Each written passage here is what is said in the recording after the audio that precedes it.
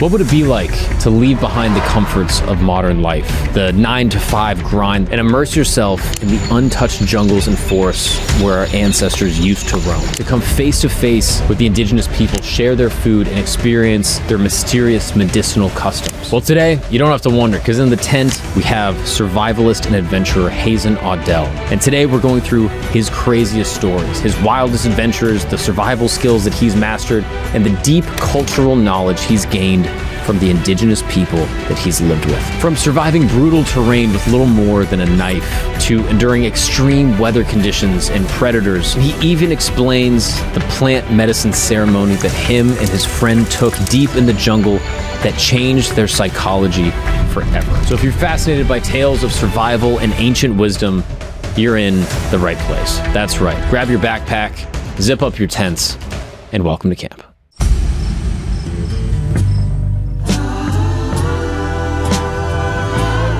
Hazen Audel.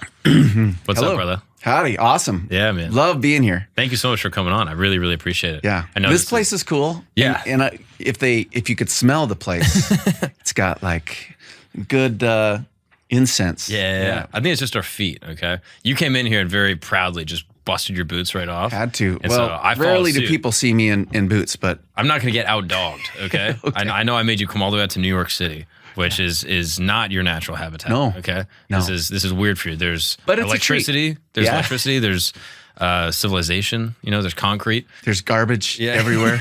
Yeah, exactly. So I know you're uncomfortable, but if taking the dogs out makes you feel more comfy, then by all means. Thanks. But I had to one up you. I'm not going to let you out dog me. Okay. So I had to Okay. take my dogs out immediately. Okay. But this is going to be fun, dude. Yeah. You have a wild backstory. I mean, just like your life in general is just super cool. And I think really inspirational for anyone that's interested in living sort of like a non-traditional life where they get to do awesome shit and meet really cool people. Like you are just one of those people that, embodies a lot of like inspiration, I think. Oh, that's awesome. I mean, your background is super cool. Native, you know, coming from which tribal groups again? So from my mom's side, we're Kootenai Salish Yeah. from northwestern Montana. So Flathead Reservation. And that's part of my ancestry, but I'm a Craigslist special. I got all kinds the of whole mix. Yeah, my dad, my grandpa came right out of Greece, and then I've got Mormon background. And, Oh, hell yeah. And I'm 3% Neanderthal, actually, too, think which you're is like probably- 90th percent, maybe even more. I think you're 5% maybe. Yeah. I don't know. I'm close too. Look at me. You see my eyebrows? Yeah, this brow right here has saved my life. Dude, don't even get me started. I get made fun of for my eyebrows, my giant forehead all the time. And then we go out in the sun. I don't need sunglasses. Pretty weird, huh? This natural ridge keeps the sun away, almost as if that's what we're supposed to look It's like like. a built-in visor from Just the Florida saying, Keys. dude. But yeah, so native background, super interesting. When you turn 18, you just kind of run away to Ecuador and live with a family. You're supposed to be there for a couple months. You end up living there for 8 months, almost a year. Then you start going back nonstop. And then you get a biology degree. You start working as a high school teacher. Yeah. You are Hazen. You are Mr. Audel, the high school teacher. True. And then National Geographic discovers little YouTube videos you're posting about kind of like your interest in nature. And then you get 8 seasons doing your own show for National Geographic. Yeah. Getting to travel the world and meet interesting people and immerse yourself into all these different tribal groups. So cool. I mean, what a journey. For me, it's been an absolute dream. Yeah. You know, like I grew up watching David Attenborough shows and always thinking, that's what I want to do. But, you know, there's no way it's going to happen like that. But I've just had such a fixation on nature. And then I think with anything, if I could give advice when I was a teacher and doing that is you have a passion and you keep pursuing your passions,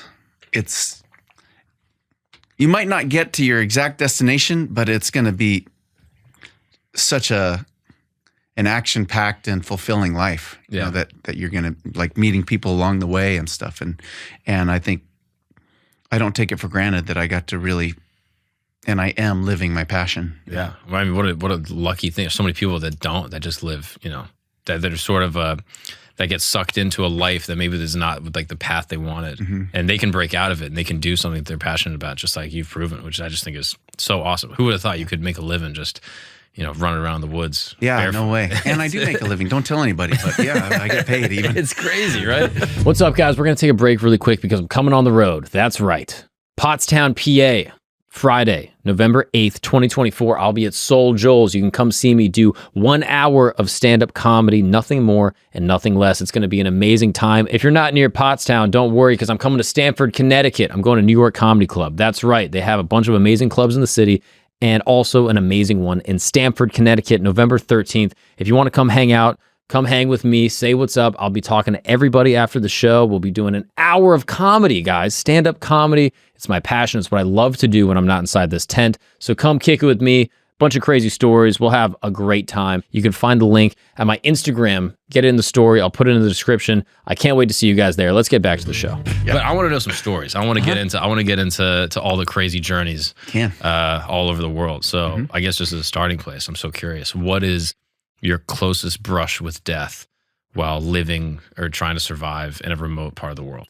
It's kind of interesting with what I do is there are a lot of moments that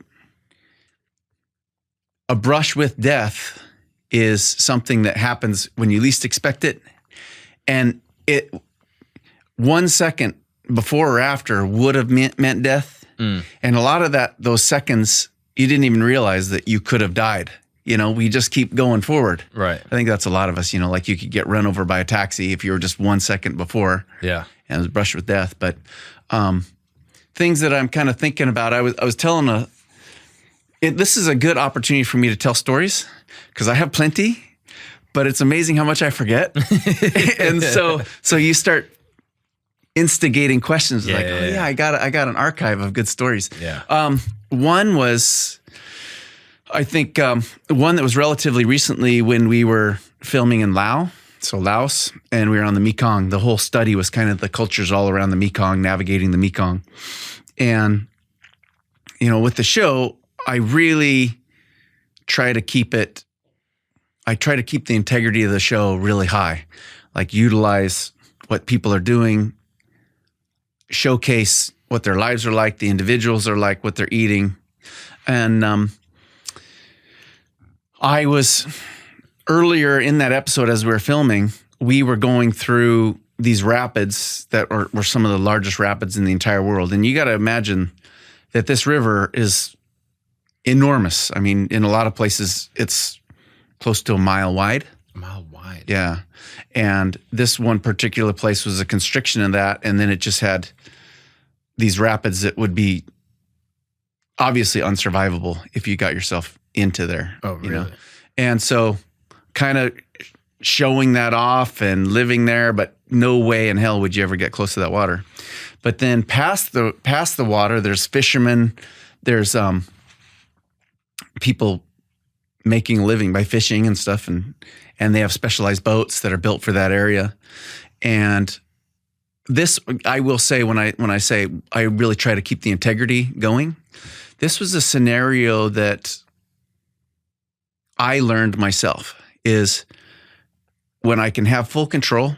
Like, I know my limitations really well. A lot of people say, you do such dangerous stuff, but I've lived it all. So I know what is dangerous and I know what's not dangerous. And I can probably make things appear way more dangerous than they are. Like, I do value my life. Yeah. But in this particular circumstance, we were running out of time. I organized a boat that we were going to do this scene to show this area. And the boat that showed up, the one that I wanted, was a completely different boat.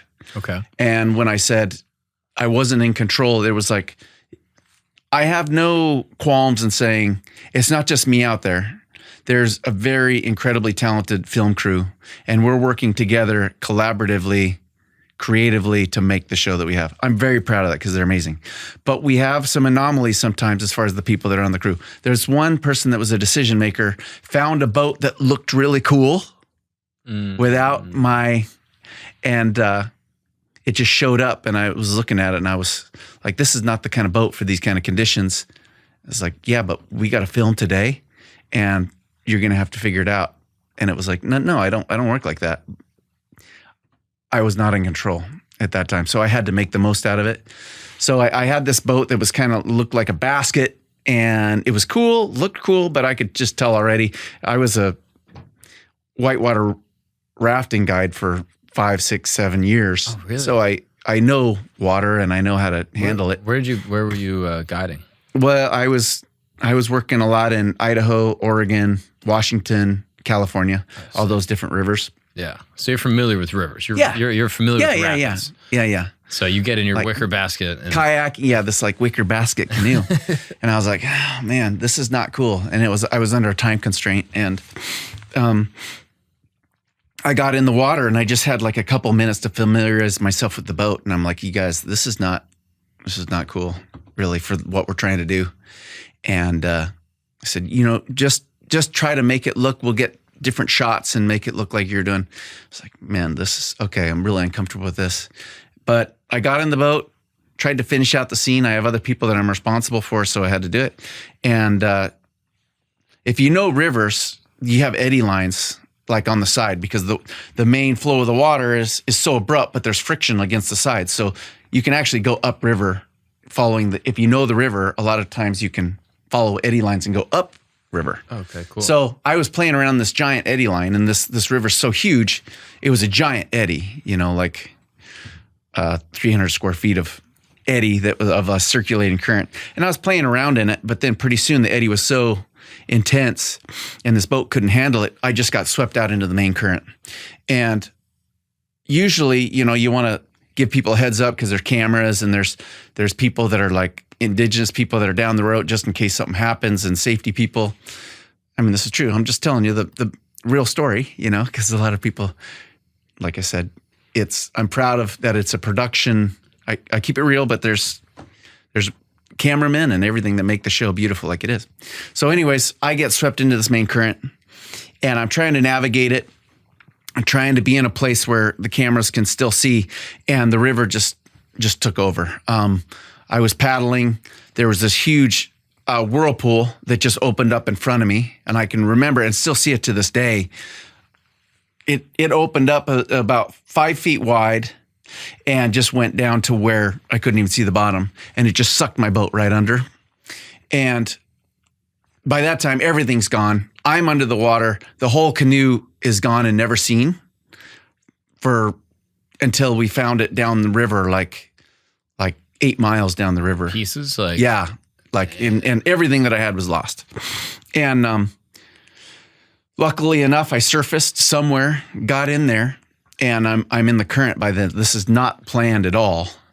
And going down the river and starting to go towards the side, towards the banks to get out of the river. But the eddy lines were so intense because they're counter currents. Every time I got close, I just get sucked under in another whirlpool. It was huge. This is the biggest current flow I've ever been in. I've been in intense rapids, but this is just the enormity of how much water is there. Tons and tons of water moving. How long were you underwater if you got sucked under? Well, there were some times where it was, you're put in the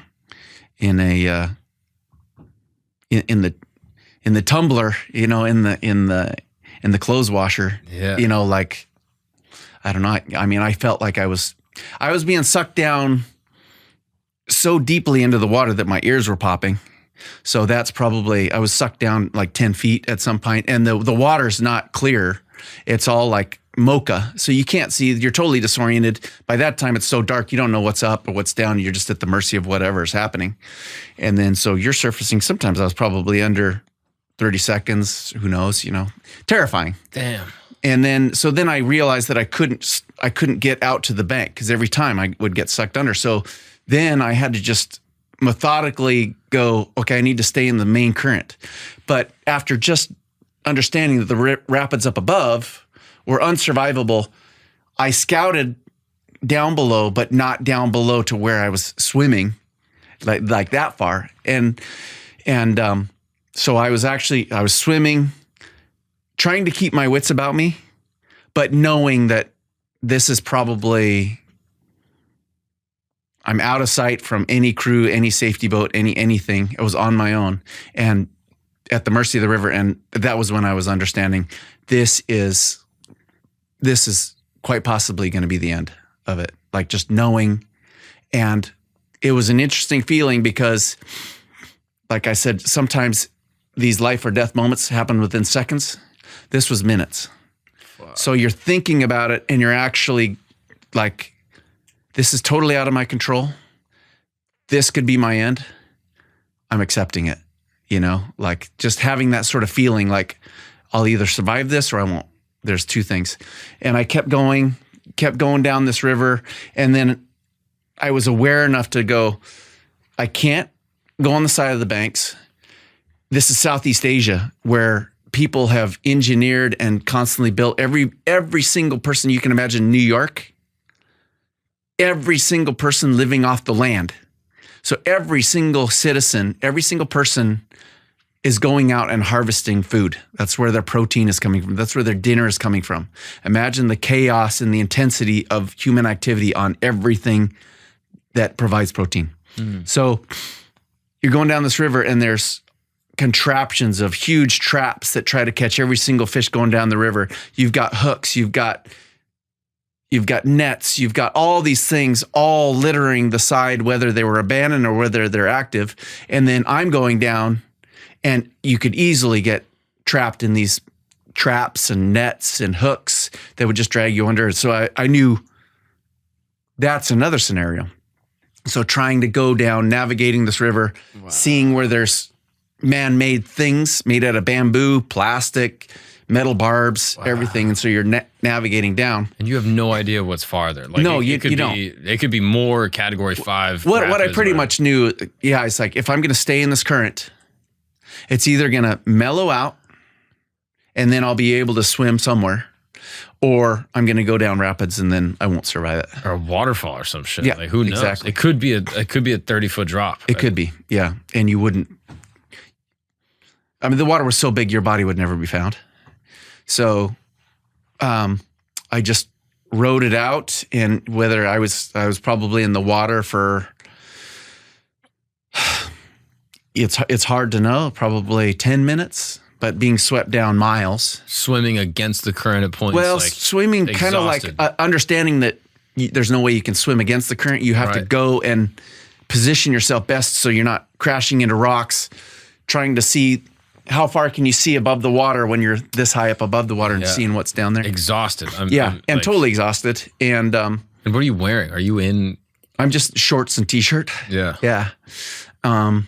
But fortunately, I saw a way. There was a point at which the water, the eddy line was not strong. I got kind of sucked into it, and then I was able to grab onto a branch of a bush that was growing on a rock, essentially, that was about this big in the middle of the river. And then I stayed there.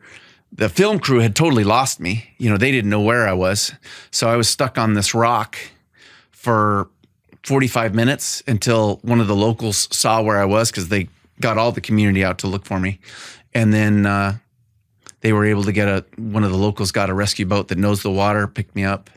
And then, we never found the boat again. All my stuff was gone. I didn't return back to the crew until at least an hour and a half later, when they already thought, well, I'm a goner. And I showed up walking exhausted up the bank, and both thankful to be alive and pissed at just the scenario that they put me in. I mean, rightfully so. And so that was a feeling. But then when I was also when we talk about within seconds, I'll just tell one more story while it's in my head. Yeah. Unless you want to brief that. Don't lose that next story. But I'm curious, like, did you talk to the person that got the wicker boat? Like, did you let him have it, or what? Oh yeah. They got an earful. And everybody involved from the corporate level and everything. I mean, that's like your life. Like, it is. And they said, it looks cooler if you almost die. It's like, what? Well, out of liability, they didn't show. They just showed a second of that. Did you ever see the footage? I did, yeah. And for a while there, the only way that they could stay on, because there was a drone.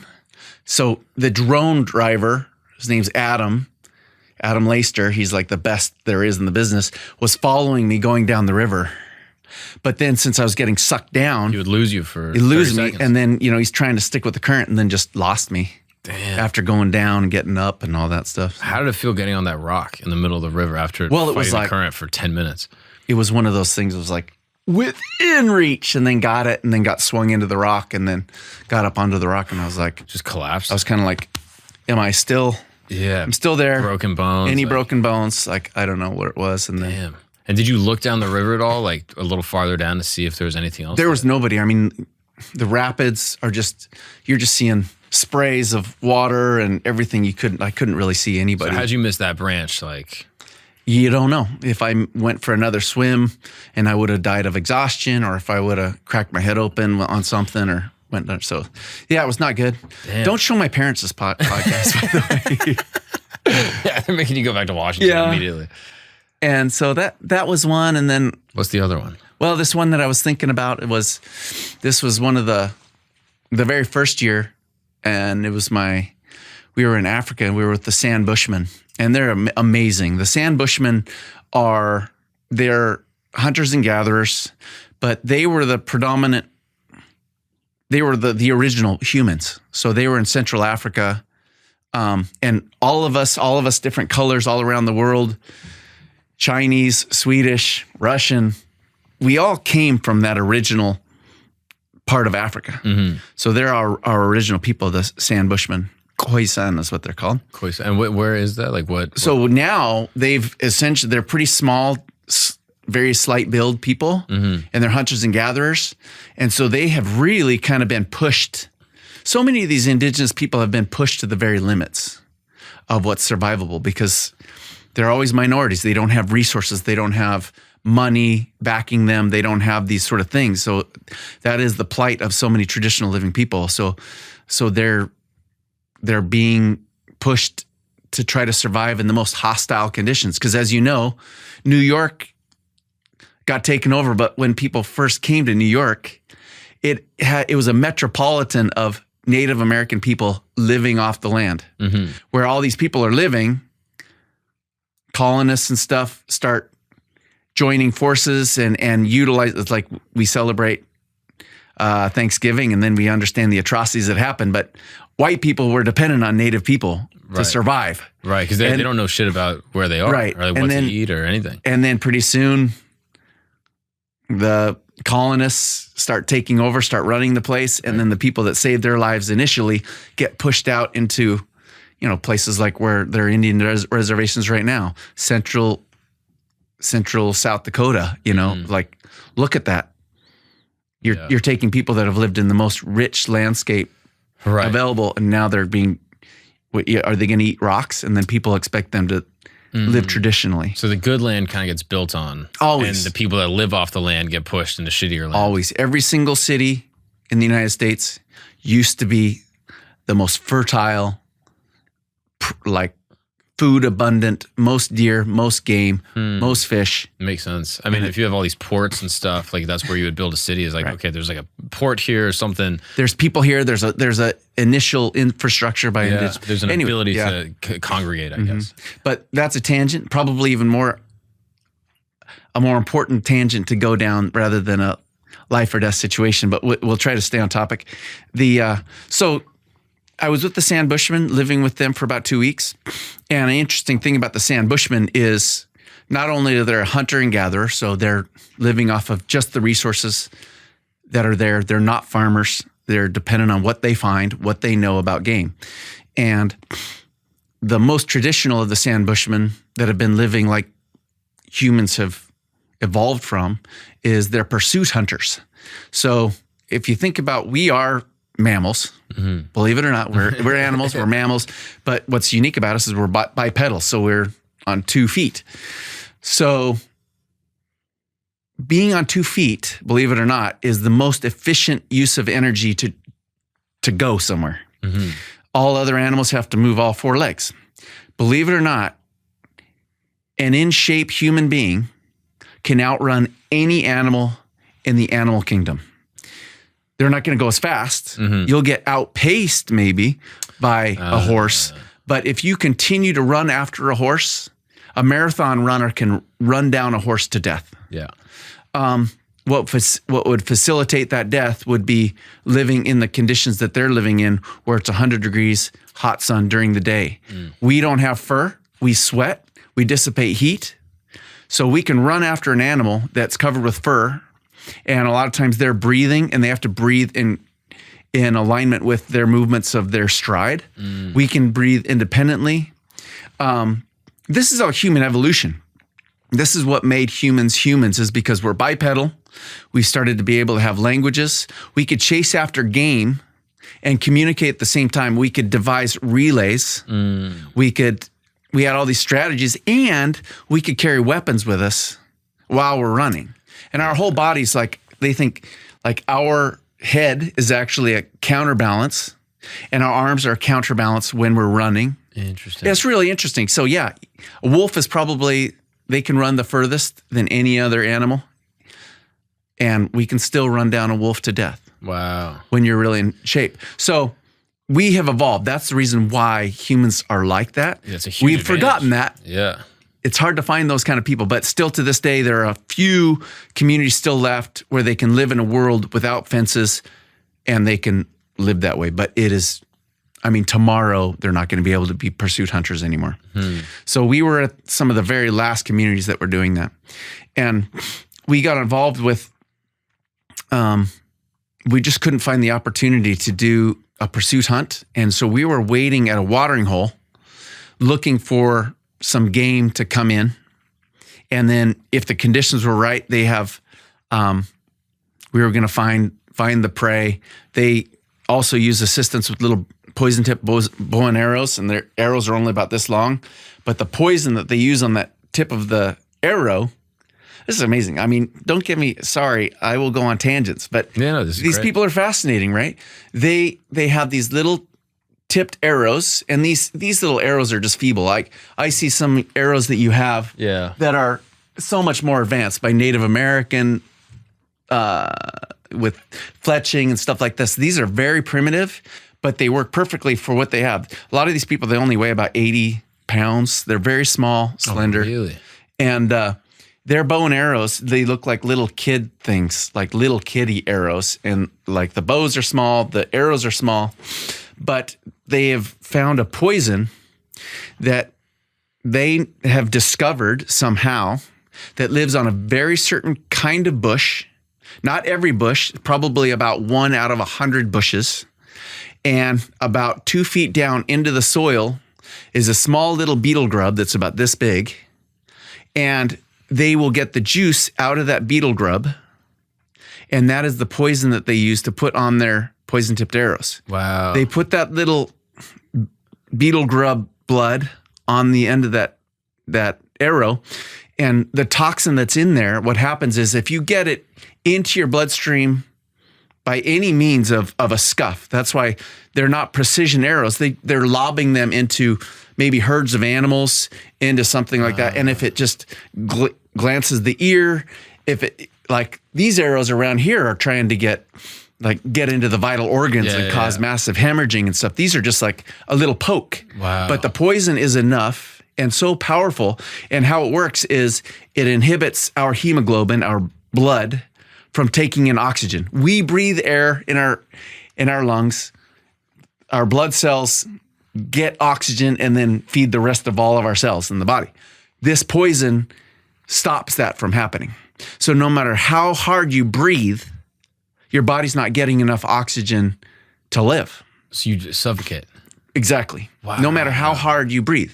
So with the assistance of their little bows and arrows, That's brutal. that helps so they're not chasing a giraffe for 3 days until it dies. It might be a day and a half. Wow. But also their knowledge is, again, they know every single animal. They know what happens when it gets subdued by toxin. They know this kind of animal will stay with the herd. The other kind of animal will usually separate from the herd and go towards shade. They know everything there is to know about every single animal, just like we know, I don't know, like water comes in plastic water bottles. Like how to drive a car. Right. You just like put your blinker on, not even thinking about But it. their whole world is understanding this. And so there were some hartebeests that were coming down, and we were in a hide, like a bunch of bushes right next to the watering hole, seeing what was coming.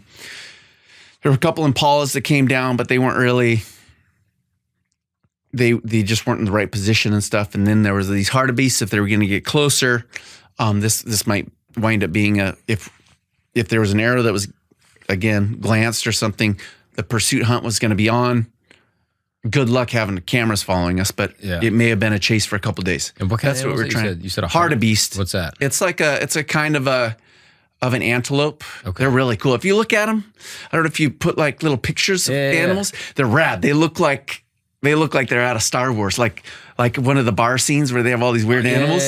Their faces like that. They're cool. Oh, sick. Yeah, so check them out. So the hartebeests were coming, and then, but off in the distance, it looked like there was a sandstorm popping up. There was like this cloud of dust and plume. It's like, oh, let's protect our cameras. It looks like a big gust of wind's coming over. And we were just watching it. Hartebeests were still there. And then they kind of were like looking back at the dust storm a little bit, and things were starting to like kick off. And then pretty soon there was like 3 elephants that were like running out of this plume of smoke. I was like, oh shit. And there were radios and stuff like elephants coming. And we were seeing them, and there's elephants. And then it was like 3, 15, 100 elephants, like a whole giant herd of elephants. And they were coming our way, basically stampeding. And with all of these elephants coming, and they were going to this watering hole that we were at, there were 2 things that were going to happen. If we were to stay in this hide, they were either going to trample us by accident because we were in the way. They were just going to go mow through us, and we would have died. Or if they would have seen us, the big bulls would have chased after us and killed us. Wow. because we were a threat to their herd. Yeah, right? they get aggressive, the bull elephants, right? Oh yeah, they're the second most dangerous animal in the world. Wow. Elephants, actually. Behind the hippo? Hippo number 1. Oh, you good. You good. Come on, dude. So we were like, we got to hightail it out of here. Like now. Yeah. Now we have to go. And one of our, I love to highlight the elders, like the libraries of the community. And we had this, if you watch the episode, his name's Tuka. He's like this old man, but he's the one that knows. He's experienced real life as a kid pursuing all these animals and knows everything. So he was with us. And we, like, all of us young guys were spry. We're like, get the out of there. And then Tuka's like, and I was like, I had to go, like, Tuka, we gotta go, kind of like holding his hand. And he's kind of an old guy, like trying to take a 90-year-old guy, like, we gotta go, or you're gonna die. And, just holding him and carrying him, we hightailed it out there, and then just about barely got out of the way of the elephants. Dude. And that was another one of those things, like, yeah, could have died by just an accident like that. What's up, guys? We're going to take a break really quick because I want to tell you about S'more Camp. Yes, join S'more Camp. What is this? This is the inner sanctum. This is for the diehard camp folk, all right? This is not just for your regular camp listener. If you listen to a couple episodes here and there, I appreciate you, but this is not for you, all right? This is for the diehard campers. Sign up, put your email in, and you're going to be getting weekly updates about what's coming out next on the show, exclusive merch updates that will be coming out very soon. And furthermore, you'll be getting interesting facts and little things that go into the research for this show that didn't make the episode because maybe it was a little too crazy, maybe it was a little too dark. You can check it out all there, straight to your inbox. It's very easy. The link is in the description. Join the inner sanctum of the real campers, the real diehards, all right? The real people that mess with this show. It's awesome. I enjoy it. I enjoy putting it together. Check it out in the description. Well, let's get back to the show. You're making me think of all these other stories. Yeah. Have you ever seen a bull elephant like charge? Like, oh yeah. Really? Yeah. They get moving, huh? Yeah. The last episode I actually shot, which was going through the Great Rift Valley. And one of the highlights of I don't say it's a career, but it's what I was doing by filming Primal Survivor. We were in the heart of the Serengeti, which is just this wildlife mecca. Probably one of the best wildlife places I've ever been to. Yeah. And then by filming, we were in the most remote place, special access, in an area that is like it was 1,000 years ago. It was amazing. And you're totally at the mercy of the wildlife there. They're you are not the top of the food chain. Yeah, it's weird, right? It's really when you know yeah, and it really made me feel like this is what it was like to be a caveman. Like you can walk, but behind every single bush, there could be an elephant, or no, there could be a lion. Yeah, there could be something that could eat you, and so you have to really understand that, and it's very humbling. Yeah. But we were in that place, and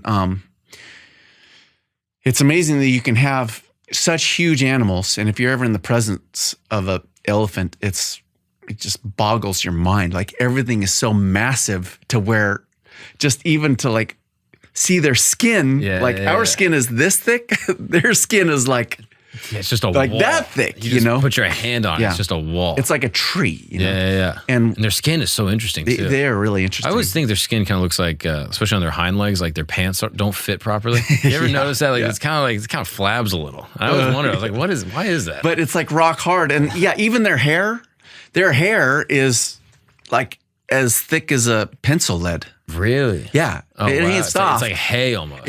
It's like plastic. It's like plastic, super thick fishing line and stuff. Wow. It's crazy. But you can just be walking and they've just kind of been hanging out, eating, and you didn't even see them, and you thought it was a rock or something, and then these big ears come up, and you're like, you got to get out of there, because it's bad. So cool. Yeah. Now, what are the Bushmen like in that area? The one thing that I was so impressed, I think every out of the 70, 80 programs that we filmed, and possibly even over 100 different traditional living people, 100 different language groups.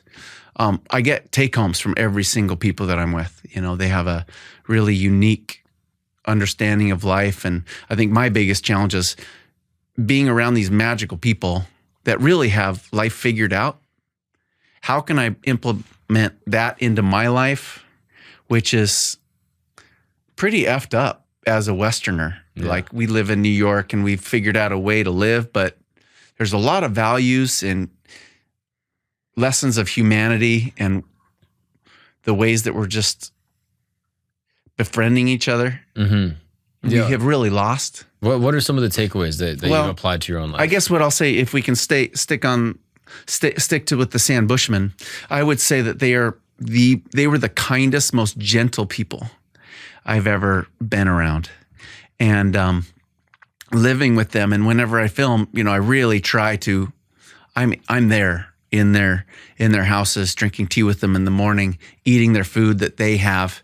The film crew, they have responsibilities, so they go somewhere else in whatever sort of safari lodge they have or something. But I understand that it's such a once in a lifetime experience every day being with these people. And the one thing that I just loved is being a part of the community for a few weeks and just seeing. One thing that I love is there's always the sound of kids laughing and playing and giggling. That's just always in the background. Yeah. And people are doing their things. And like you see the women preparing food. I can remember one day we spent all day collecting nuts, and it was like an all-day walk to get the nuts. And then once we brought all the nuts in their baskets, the women all day are cracking nuts open that are really technical and hard and manual labor. But women here are like, I have to cook all day, work my fingers to the bone.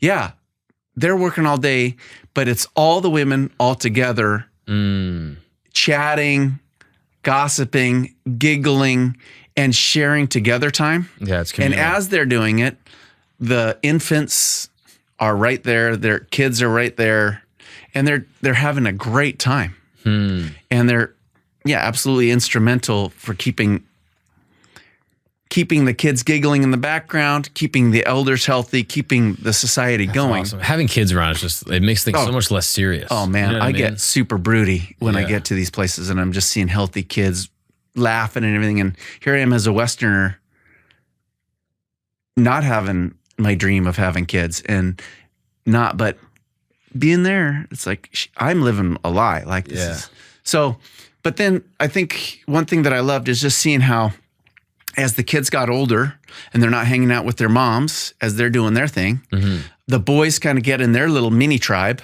They're like anywhere from, 4 years old to 13 years old. And then the girls go in their little posse of people. And if you know a girl that's this old, however that old is able to take care, wants to carry around a doll. Yeah. In real life, that's an infant or somebody that can get away from the mom for a few times, and they love it. Yeah. And they grow up that way, growing, like taking care of their siblings, cousins, friends. They already know how to raise children from when they start at this big. And they're in such safe company. And the girls make up their own games. They're singing songs that have been passed down from generations, hundreds of years old. They have these unique games that they're doing and dances, and they're all on their own.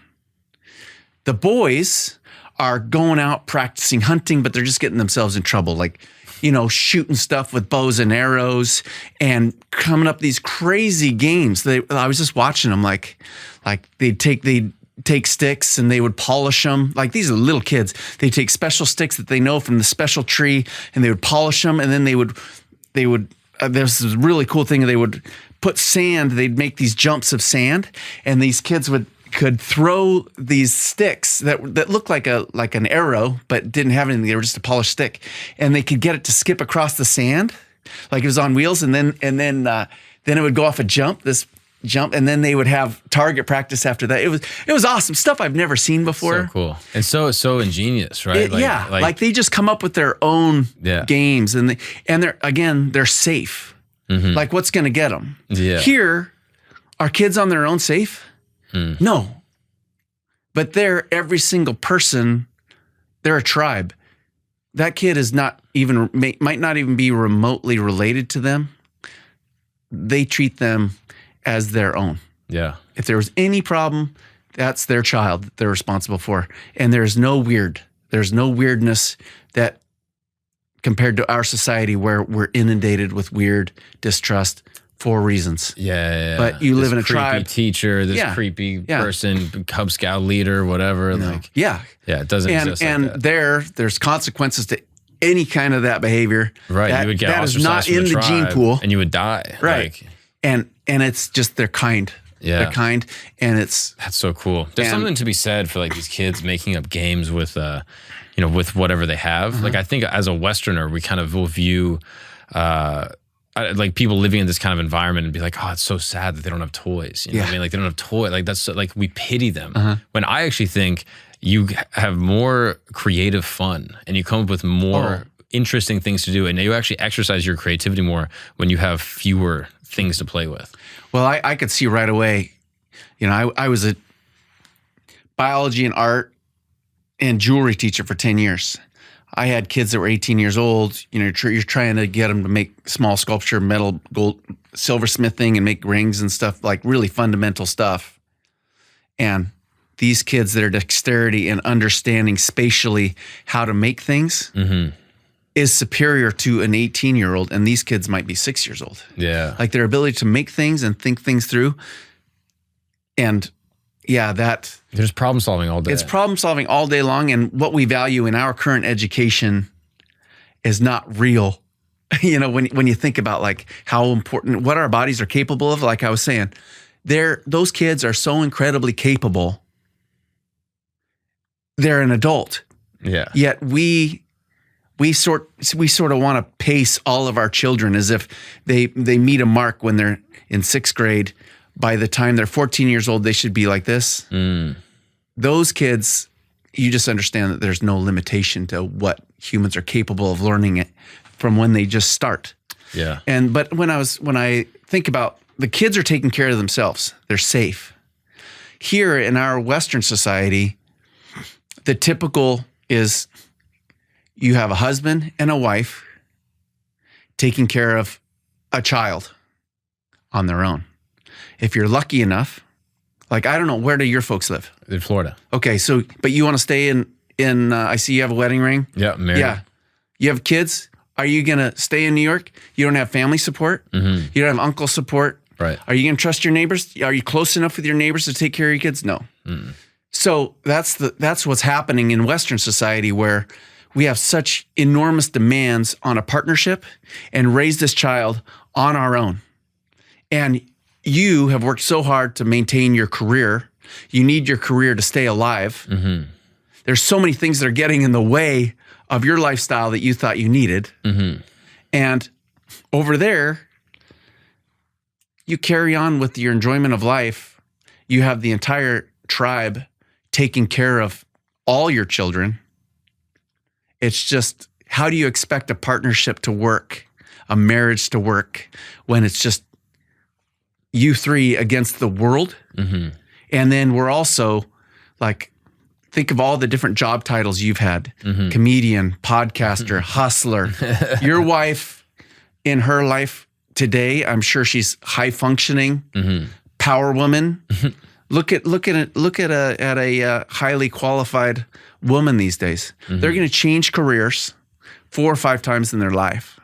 Every single career sometimes dictates a different lifestyle. You're gonna work in the corporate world in New York. Your whole, what you eat, the style of furniture, all that stuff is kind of like from there. And then, oh, we're gonna get you another job in Detroit. They go there, work in a marketing thing. They're different people, and you're expected to follow your wife, or your wife is supposed to. It's like these demands, and now we're becoming so different from one another that it's like, we choose partners. It's like impossible. Is my partner going to be a vegan? How much does she work out? What religion is she? What does she want to do with the kind of money that you make? What style is she? You know, there's like all these things where we're constantly changing, and we have the world at our fingertips. But you get into these indigenous communities and none of that matters. You're all, the expectations of your life are, I'm going to hunt like all of my brothers. And I'm going to raise kids.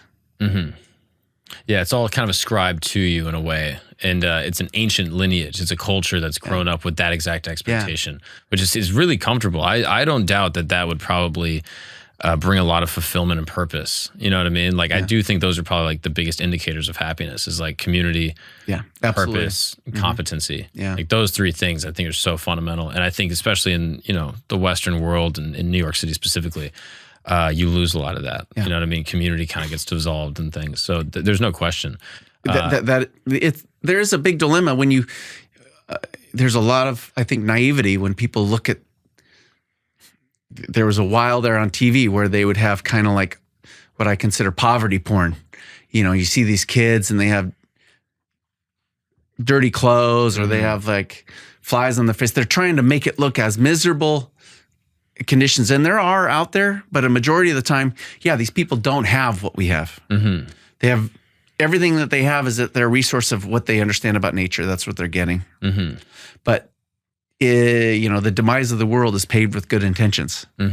We think that they need our quality of life, our education, our understanding of the world, and we're going to go save them. Why do you want to save somebody that doesn't have anything? But all they do is laugh and love all day long. And you want to change that? Because I know that you're not laughing and loving all day long. Right. So in your time spending, like living with tribal peoples, did you notice anything that you'd be like, oh man, that is tricky, or that is something that you wouldn't necessarily want to take part in? Like, is there any part of like a culture or a ritual tradition where you're like, I wouldn't want to be a part of that? Yeah. Because obviously there's so many positives. And I'm one of these people that, like, you tell me some tribal shit, I'm like, yo, I'm with that. Like, sleep on the ground. That's how most people live. I'm like, I literally was called my wife. I was like, we need to get a floor mat. I want to sleep on the floor. Like, that's the way we should be living. Like, there's so many things we could go all day, and we will. But I'm curious if there's any things you go, it's actually the way we do it in the West is actually better. Well, yeah. And I was born with the illness, the disease. I'm not going to diss on that I have luxuries of being a Westerner. One of the best things is, I get to travel all around the world.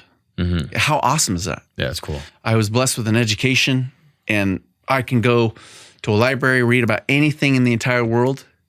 I could go snowmobiling tomorrow, and I could go surfing tomorrow. I could be on a jet ski somewhere tomorrow. Pretty sick. I can do all kinds of things, whatever I want. The world is my oyster, right? that's kind of amazing. But it's also, once you know that you can have anything in the world, is there ever any contentment? Because you're always going to want the next best thing. And the way, especially Western capitalist society is structured is we're being conditioned to try to get the newest, most advanced, most sparkly thing. And those sparkly things, we get disillusioned and think that those things represent who we are. And I have to fight that. Believe me, like I have a certain car, or I'm building my house. I want it a certain way because I've been influenced by Pinterest and all that sort of stuff. But sometimes it takes away from what is really important, and it should be brotherhood and those sort of things. So yeah, me being able to constantly travel and have these experiences, I always feel like this is my reality check. I was only home for 6 months, and I realized I'm already in the rat race, doing stupid stuff. And I only have a certain amount of time for my friends, and I'm starting to kind of prioritize my own selfishness. And yeah, that's, as we know, every day the world is changing more than it ever has ever before. And, I always have a lot of empathy for Indigenous people that are struggling when there's this divide even more.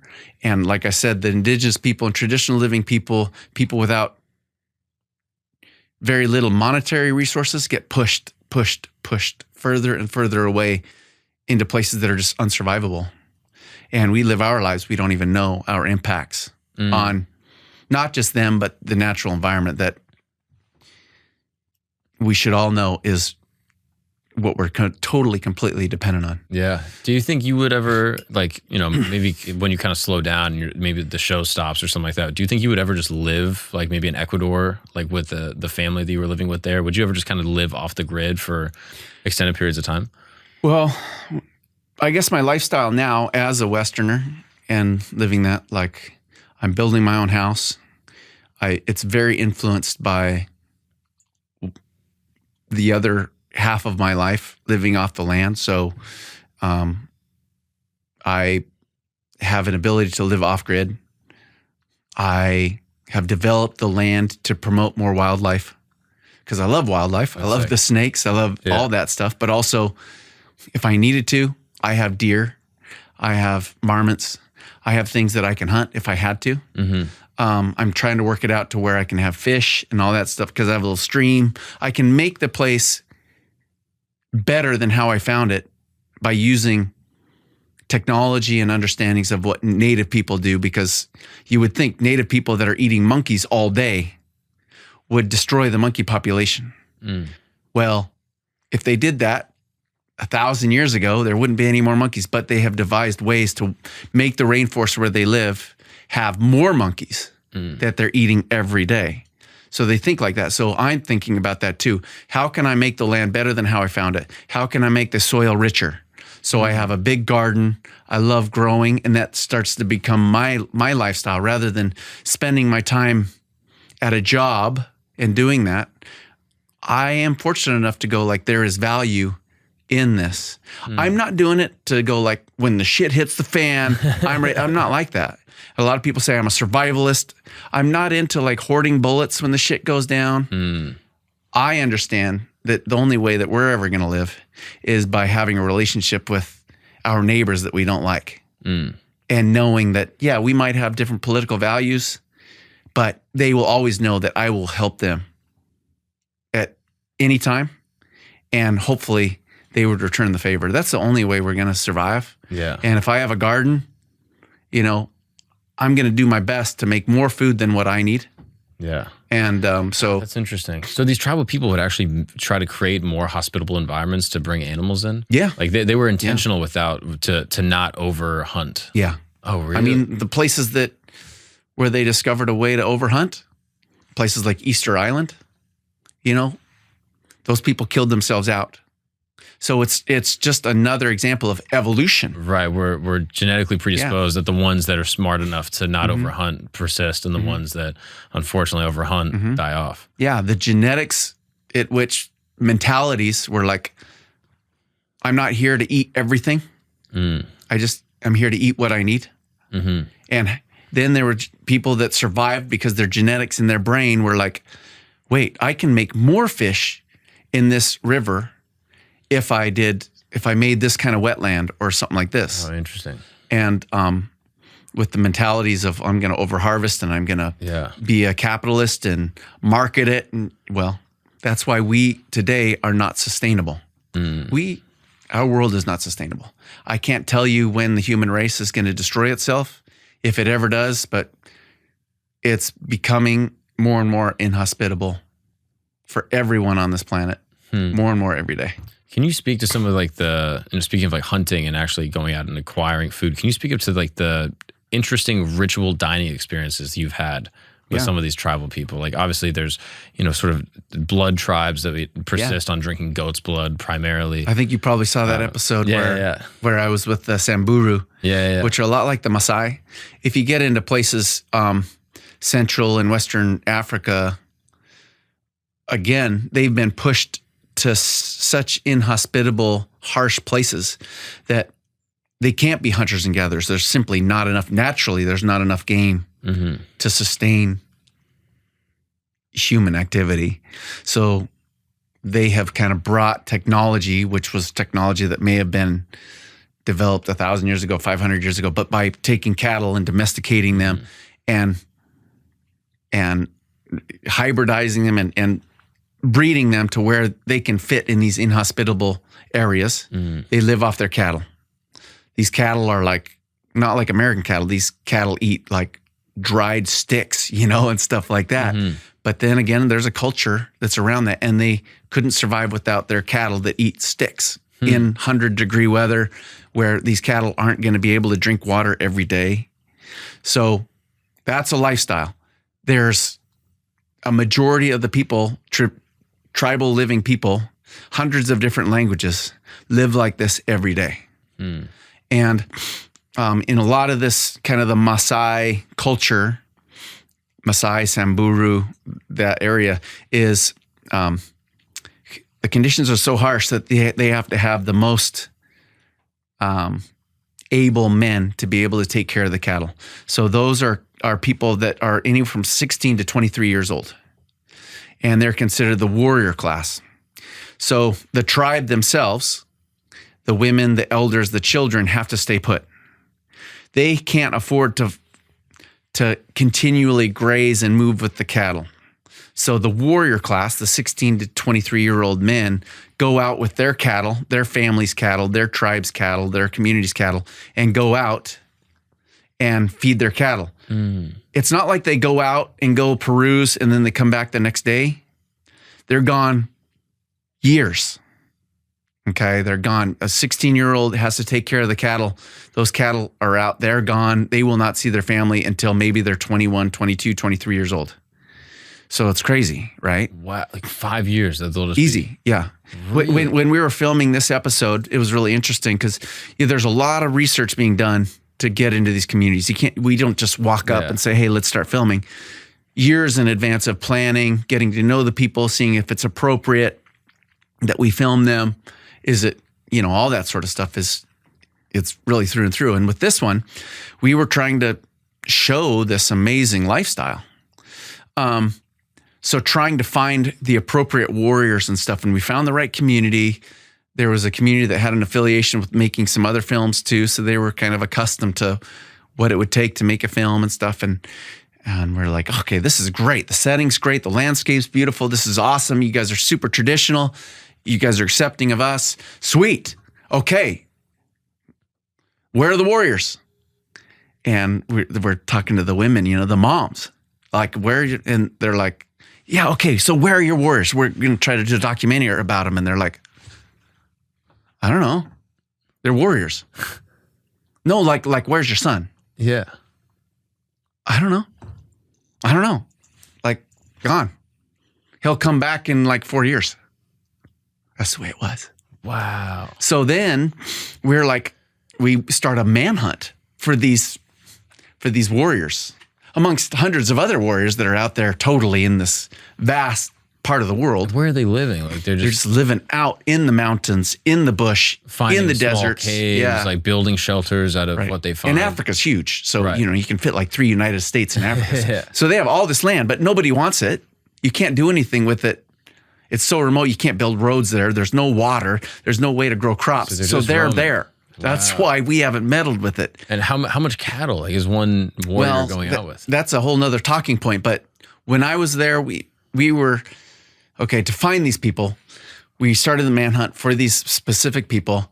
Couldn't find them. We're trying to ask other communities like, hey, have you seen these guys? We have pictures of them. And then pretty soon there was rumors about like we were looking after them because they were in trouble and we were going to send them to jail. So then pretty soon everybody was trying to keep them quiet. Like we're not going to say, but we eventually found them. And then we were lucky enough to document their lives, and I followed them in their lives, what they do every day for years. Once they get done being a warrior at 23, they go back to the tribe, they find a wife, or the communities, they find a wife, they start a family. That's their next stage in life. Wow. But at that time in their life, they're warriors. And so I was there living with them as they would. They just have sandals that are made out of tires, basically a sarong. Sarong? A sarong is like a sheet that's like a sarong, that's traditional dress. And then they had their spears, and they had a couple other unique items that they would just carry with them. And that was it. Wow. But in real life though, if you see it in real life, they were all carrying AK-47s.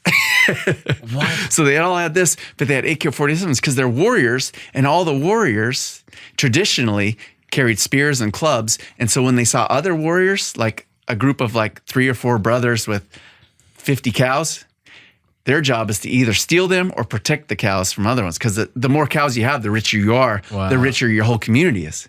Well, now the advancement is you can protect your cattle if you're stringing on an AK-47. Wow. So that was interesting. That was the one thing that we had to remove from the show because it was just like such a distraction, you know? That's crazy. Yeah, so they're literally trying to like steal cattle from each that's other. their thing. And if you think, they probably get pretty bored out there, just following their cows around. 17-year-old kid. So it's kind of like fun stories being out there in frontier town. Wow. So how far would they kind of roam? Like, hundreds of miles. Hundreds of miles. And then when do they know to come back? Just they say eventually, and there's come kind of thing. And they might every once in a while come across a tribe or a community. And if there's a wedding going on or a circumcision ceremony or something like that, they would go in and they can kind of have a little bit of social interaction, maybe groom a couple brides, come back a couple years later, see if they're single, all that sort of stuff. But when they're not with those far and few between little ceremonies and social gatherings, the only thing that they have to eat is living off of their cattle. So they're only eating blood and milk for years. Wow. And so I did that too. So for 2 weeks, all I had to do, all I had the entire time was in the morning we milked them, and we chose one specific cow that they've already strategized because every day they have to go, they take a special little bow with the bow and arrow with a little sharp metal blade, and they would go right into the jugular, and then a stream of blood would go, and they had a gourd, like imagine a Nalgene bottle. They'd fill that up with blood. The cows are healthy enough or big enough. They know, because they know their cattle, which ones are healthy enough. And then they just, once they get all the blood that they need for the day, they just put pressure on that vein, hold it there for about 30 seconds, 40 seconds, and then it just closes up and the cow walks away. All the cows are used to it. And so we would mix blood and milk and have like a blood milk smoothie. And that's all I had for 2 weeks. Amazing self-experiment because, where am I getting my water? Where am I getting my greens? Where am I getting sometimes when we could find water? Because we have to give the cattle water when we could find it. Wow. That was a whole nother thing too. But I was climbing mountains, going through thorny bush, doing it, everything. If you're thinking about the most efficient food in the entire world of what we need, blood has everything that we need to, our bodies can just kind of go blood to blood. Milk has all the fat, all those other nutrients. So if you're taking 2 nutrients that our bodies would totally need, it's very efficient. It was amazing. After 2 weeks, I didn't take a shit. Really? It's like, well, pretty much. I mean, it's like, because there's nothing there. It's just water and then just totally condensed. So I can remember by the time I had to, I was like, oh man, this is going to be ugly. This is going to be real bad. I got to go now. I got to go now. And by the time, not to be too graphic, but it was like, I just shit like a black golf ball. That was it. Really? But it had to go, yeah. Wow. And it was hard as a rock. It was like a big black ball bearing coming out. Ding. Yeah. But that's what a feather in my hat to be able to, you just develop so much respect for these guys living like that. And I get to show the world that this is how other people live. You think your life is this way or whatever. Wow. People go to this. And when I say that's all they had, when we were on the ground, I mean, we would take our sarongs off, nudity, whatever. Nobody cares about that stuff. We haven't gotten the evangelists in there to say that our bodies should be shameful. Mm-hmm. It's like, whatever. We put on this thin sheet on the ground. We lay on that, on the rocks, everything. For our pillow, we find a rock and we put our tire sandal on the top of it, and that's our pillow, and that's what every night is for them. Wow. And how'd you sleep? Yeah, one thing I think one of my superpowers is being able to just sleep. Yeah. I can sleep on a plane. I can sleep kind of anywhere. And I think a lot of it is just conditioning. Like I said, a lot of these people, their understanding of what's uncomfortable and their threshold or their conditioning is incredible. And I'm not at the level as a lot of these people, but my abilities to withstand uncomfortable is, I think, far superior to most people. Sure. What's up, guys? We're going to take a break really quick because I got to tell you about this sick little wrist accoutrement that I got on right here. I know it looks fashionable. I know it looks sick, but it's actually for my health so I can live a long time. This is known as the Whoop. You probably see me wearing it during this podcast, maybe on stage, and I'm telling you, this is the single best device for tracking all of your health needs. I'm telling you, it is the most advanced health and fitness wearable on the market, all right? And this October, I'm doing Sober October. That's right. I'm not doing fentanyl one time this entire month or alcohol. Neither of those. And I'm actually joining the rest of the Flagrant crew. Allegedly, they're going to do it. Akash has been doing it his whole life. We're going to see if the other guys can keep up. I don't know. All I can say is that alcohol negatively affects my sleep drastically. I got my app right here. I'm kind of addicted. I track it every single morning because I like to know how I'm sleeping every night. Alcohol kills it. So now that I know this, I got to be very careful with my alcohol intake. I don't cut it out completely. I'm just a little bit more selective. If I got to perform the next day, I don't drink, and that's thanks to Whoop. So if you're interested in taking control of your health, if you're interested in learning about your own sleep habits, you can track your workouts. I use the fitness trainer so I can keep on task with my workouts. I work out better and I work out faster. And if you're interested in doing this for yourself, viewers of this show are actually going to get 1 month free trial when they sign up at join.whoop.com/camp. That's right. That's join.whoop.com/camp. Use a promo code CAMP and you're going to get 1 month free trial. See what kind of improvements in your health you can make for yourself. Well, let's get back to the show. Now, is this a custom that's done mostly by the Samburu, or are there a lot of a lot of Maasai language-based tribe, a lot of pastoral cultures is what they're called. Mm-hmm. A lot of times they might have cattle or some other. We've made a couple programs where it's even harsher landscape, too harsh and too hot and too dry for cattle.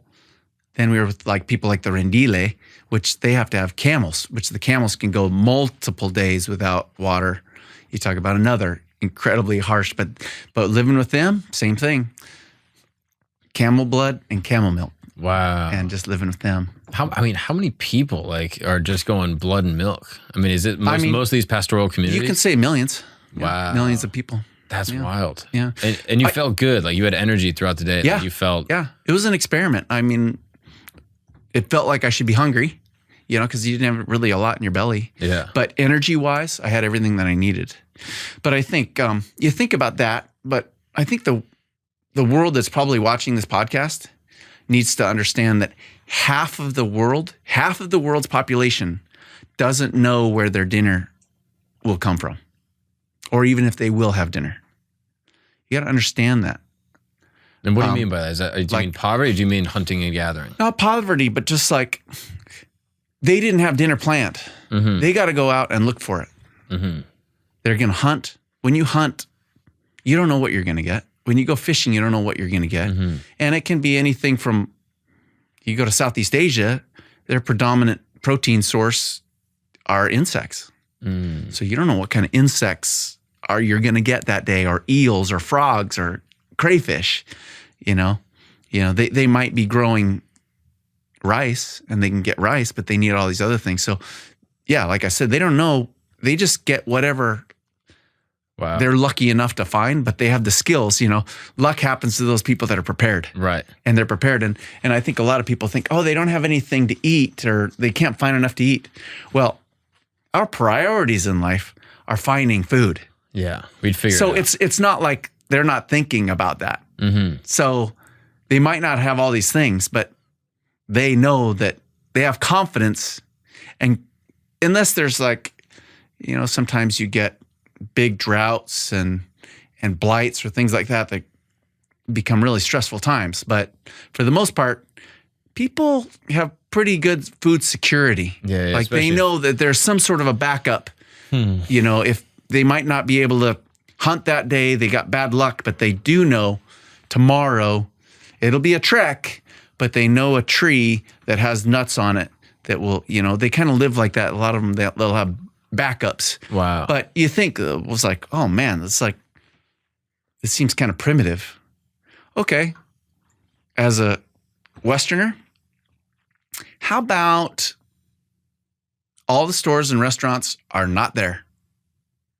Wait, I planned on having food.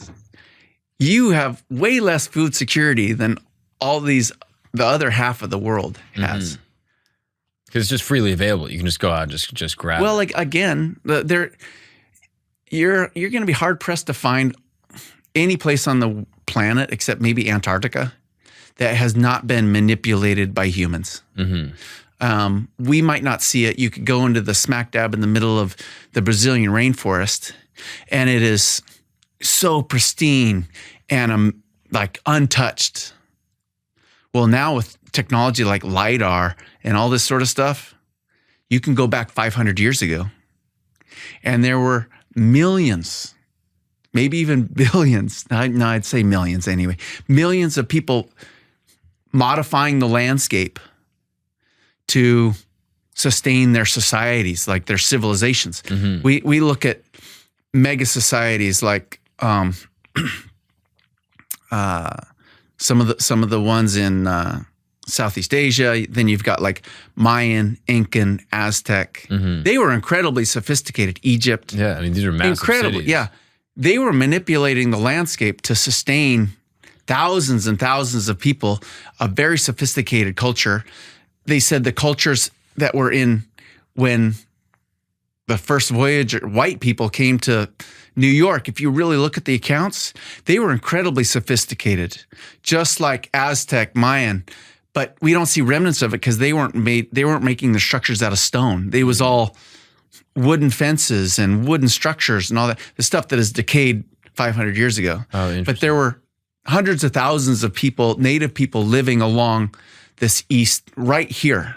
Wow. And it was very sophisticated. Interesting. Now we don't see, there's not even, you couldn't even find remnants of that. It's like not even in our imaginations. Wow. But people have been on this planet for a long time. And when you look at our society, like right now, this is just a drop in the bucket compared to what humans have been doing to the planet.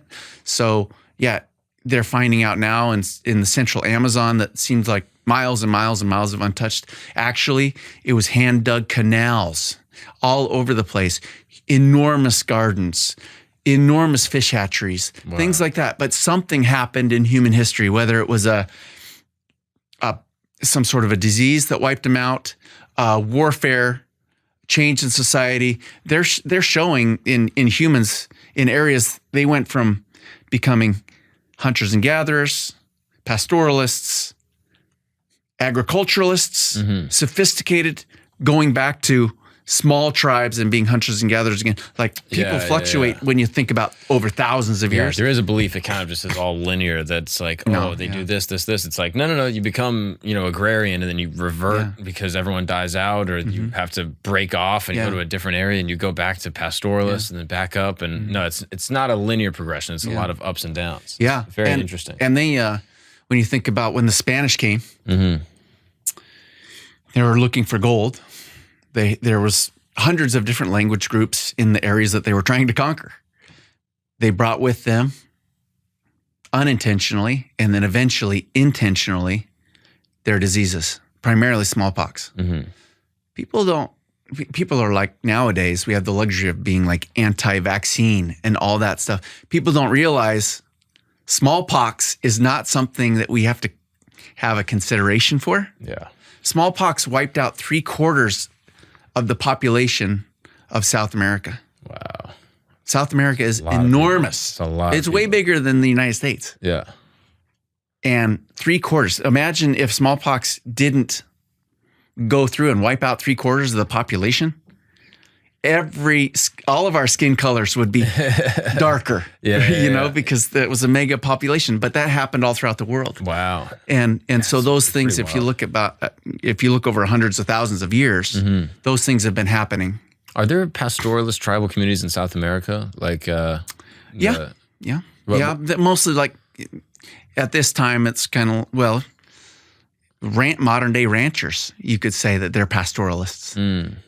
And there's a lot of vaqueros and caballeros and all that stuff all throughout different places. And there's goat herders and little different ways of life. And, I don't want to just say that I work with, as I've had this kind of career and lifestyle, I don't really say, they're a tribal community, they're tribal knowledge. I just say traditional living people, because they're living traditionally.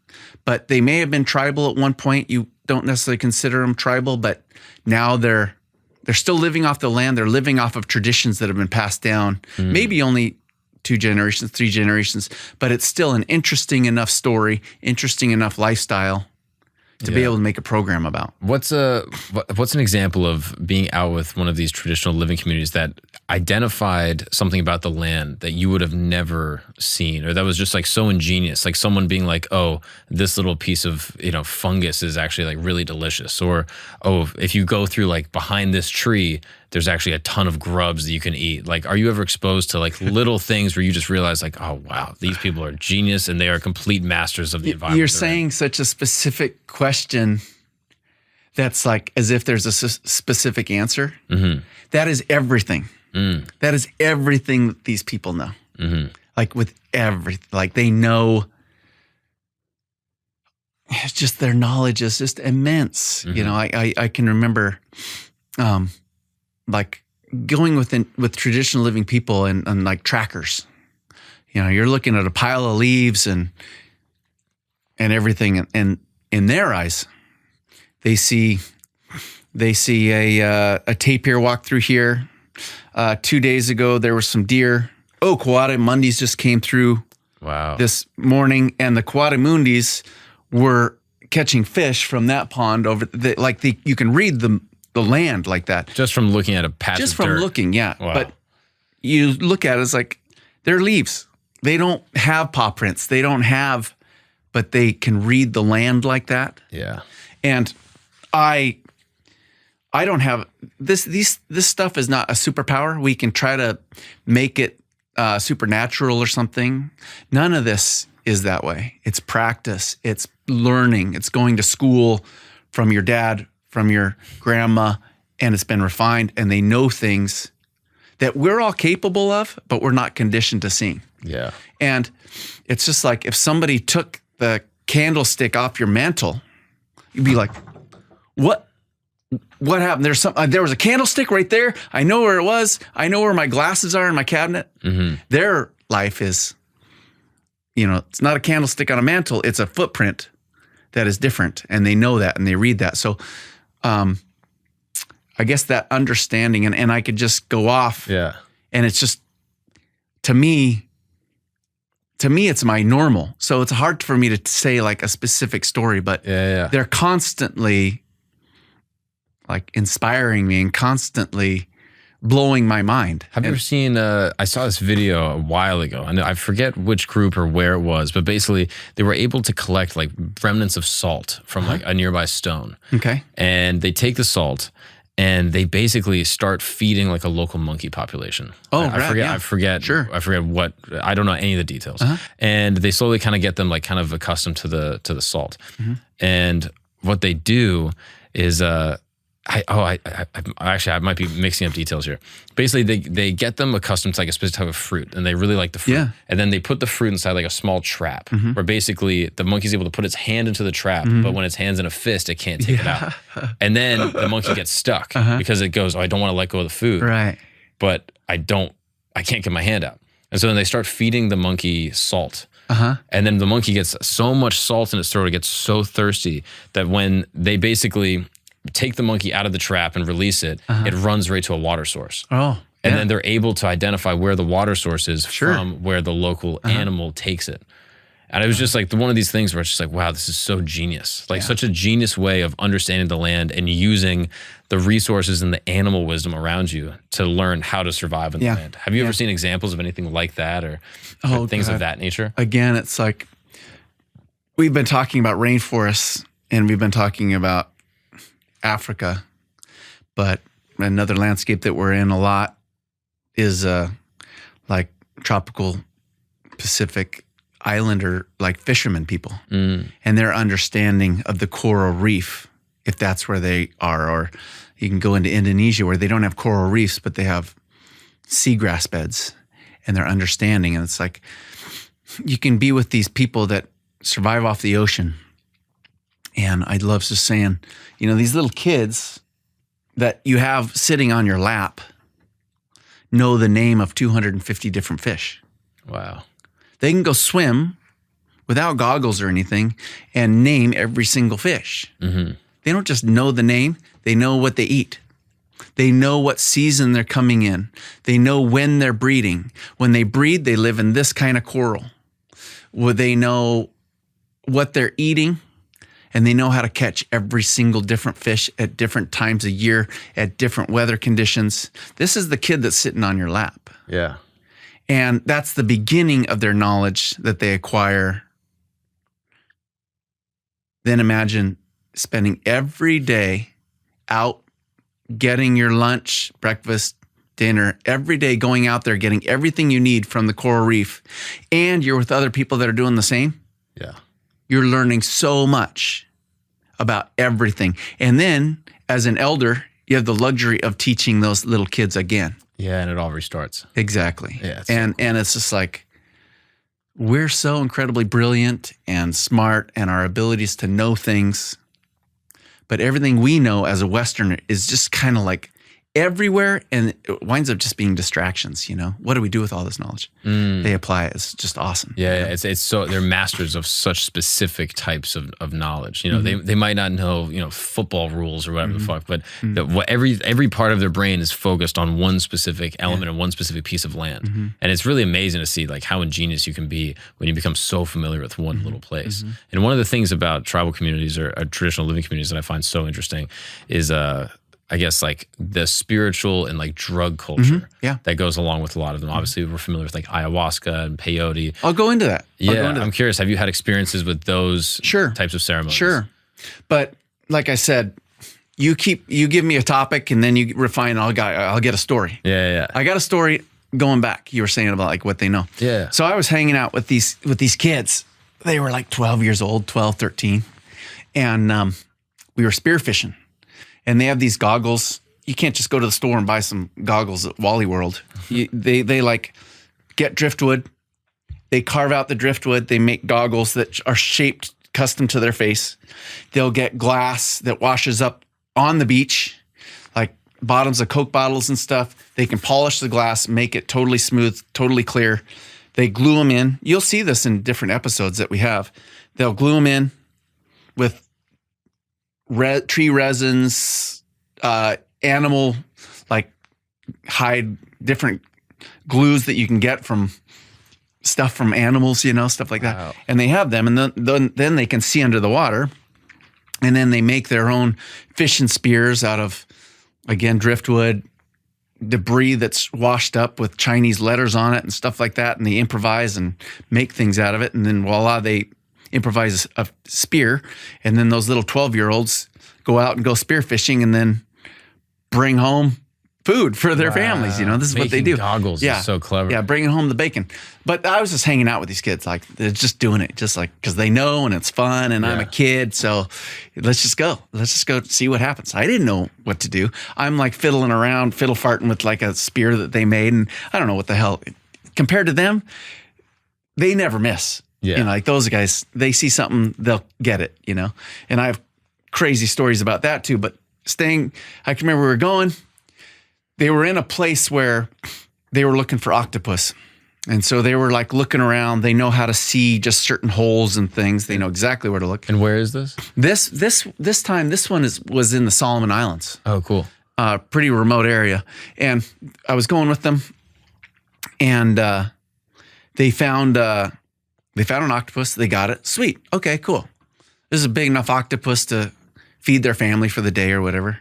But then as they were coming home, they saw this big coral, head of coral, and they were like, oh, this is a good place. They looked underneath it, and there were lobsters that were way deep in the coral. This is kind of like it was like a shelf of coral that was about as big as two of these tables, so you couldn't reach in and stuff. And you don't want to really reach in too, because there's more eels that'll rip your thumbs off and stuff like that. And but they could see them way in there. Impossible to get. So what they did is they took the octopus and they put it at the end of their spear and then put it in the bottom of it. Well, an octopus is a mortal enemy to lobsters because octopus eat lobsters. You would think that lobsters are just like sitting around cockroach. They don't have brains. Yeah. Well, they know the threats. The minute that they saw the octopus in there, they bolted in all directions. But the kids knew what was happening. So the kids were like under the water holding their breath around it, like about 10 feet away from the coral head. And it was like I was under the water seeing this. I didn't know what was about to happen. I was just watching it unfold. I didn't know about this. They don't teach you this in books, Yeah. You have to see it. And they just put it down there, and all of a sudden it just like shot out all these lobsters going super fast, swimming out. How many? There was like 10. Wow. And it's like a crayfish or shrimp, they go backwards and they're super fast. And these kids were catching them under the water like one-handed catches, like a baseball. They were like, pew, and they were like shoving them, and they were like catching them and running after them.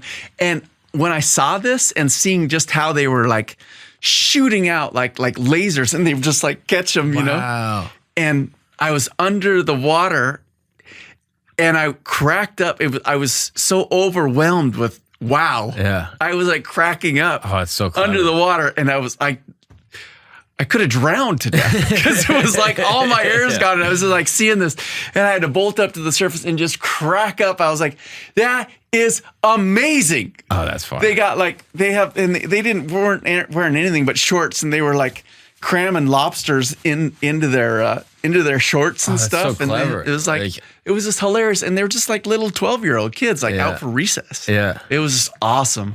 We want to get these lobsters. We can't get it. Get the octopus, scare them, get them out, grab them. Yeah, I mean, and it was just like that was just one trick that I think I told when I was trying to pitch this show about like these indigenous people are amazing. I was always saying, pardon my French, but I said the shit that these guys are doing every day is stuff I haven't seen on television ever before. Yeah, you can listen to my stories, you won't believe them. And I remember finally there was the company that believed in me because I was just a kid and didn't have any television experience. I'm just a small town boy. There was a company called Icon Films. They're the same film company that makes River Monsters, and very enlightened company. It was a father, husband, wife team that run the business, and they didn't take me seriously. But then they started hearing stories secondhand of like what my lifestyle was like. is like, And then we kind of had a conversation, and I told him, yeah, the things that these people are, that I was raised by since I was 19, what they do is amazing. I've never seen it on TV. Yeah. And then I told them, I said, but it'd be impossible to like make a show about it because you don't ever know what's going to happen. And that just pissed them off. And then they said, okay, we'll go down. And I said, well, I'm going down in April, for just doing my own thing. And that was Ecuador. Yeah. That's cool. And then that company came down. His daughter just wound up, I was going to Ecuador. His daughter just serendipitously was working in an orphanage way up in the mountains. He wanted to go see her. So he's like, okay, well, this is all working out. And then they brought one of their camera people, and we just shot a pilot. And I said, when they were filming, I said, you cannot plan what you're going to see. You just have to keep the record button on, because it will just, something amazing will happen. You will not know how to get the right shot and position yourself. You're just going to have to roll with the punches. Yeah. And that's what we did. We stayed there. We were just there for about just a couple days they could afford for a pilot. There's no money there. But during that time, it was like, okay, I think we're going to go hunt monkeys. This is going to be great. Blowguns, all that stuff. Ooh, great. They have it all planned out. No, torrential rains came down, and then the tribal group that I was with, we went out. It was a hunting party with women and children and guys carrying spears and blowguns. And then all of a sudden it rained, and one of the women saw this giant bee's nest up in a tree, and then all of a sudden all plans stopped. It was awesome because they found this bee's nest. It was raining. When it rains that hard, it's difficult for the bees to fly. They wound up just cutting down the tree with the machete, this big, huge tree. And then it was full on. It was like, you can't stop them. And then what we wound up, when you say like people bag, it's very disrespectful for like they bagged the deer, they bagged the pig, they bagged whatever. No, they bagged a huge, enormous bee's nest full of honey, full of grubs, full of, all that stuff. And it was, again, absolute, total, complete chaos. People are laughing. People are getting stung by hundreds of bees. And when we took that was part of our pilot. It was just like, we couldn't plan this. We didn't wake up and plan like on day 3, we're going to go see this. It was just like, you keep the cameras rolling.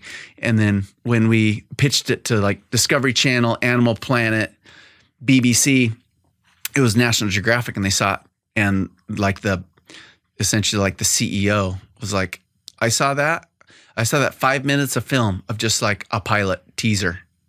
It's like, that bee sequence is the most exciting bit of film I've ever seen in my career. Wow. And it was totally an amateur, like Yahoo kid, just being with them and rolling with their punches. Wow. And it was so cool. But it wasn't me, it was the people that stole the show. And that's what I really hope is always going to be there, Yeah. I mean, how do you cut down a bee's nest? Like, you just literally get a machete, chop it down? Like, it was total complete chaos. What do you do with like cutting down a tree like this big with just a machete, and then going and like tackling this big bee's nest, and there's like bees in our hair, and things are stinging and getting into our ears and everything. And they're stinging the shit out of you? Oh, yeah. And like kids are just diving in and getting handfuls of honeycomb and dead bees and slurping down. Everybody's drunk off of honey, and everybody's like naked rolling around in the mud trying to get bees off of them. It was hilarious. It was awesome. We had to like blur out all kinds of things because there was just nudity everywhere. Everybody had to shed their clothes and stuff because the bees were everywhere. Wild. And that's not dangerous? They're not like worried ball about sacks and boobs everywhere. It was really hard to edit. Yeah. I mean, that's kind of fire. But you're not worried about like bee stings? Like, is that dangerous if you get stung by too many bees? Like, that was another, you just get, I went and lived with these people when I was 19.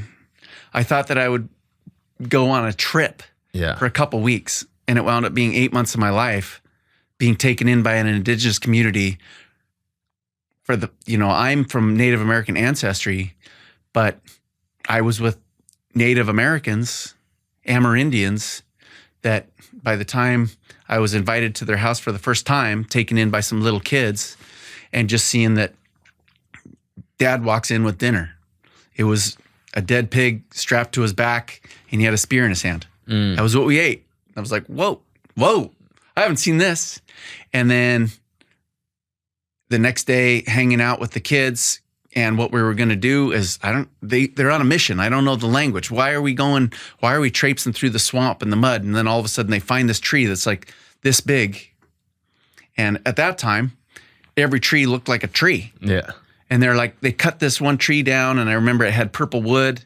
I was like, why did we trudge all day to find this little piece of wood? And then I realized this is a very, very special pole. It's rot resistant. That's what they use. It's so strong that they use it for their canoeing going up and down the river. It's super strong, but it still floats. So if they lose the pole, and it has all these qualities.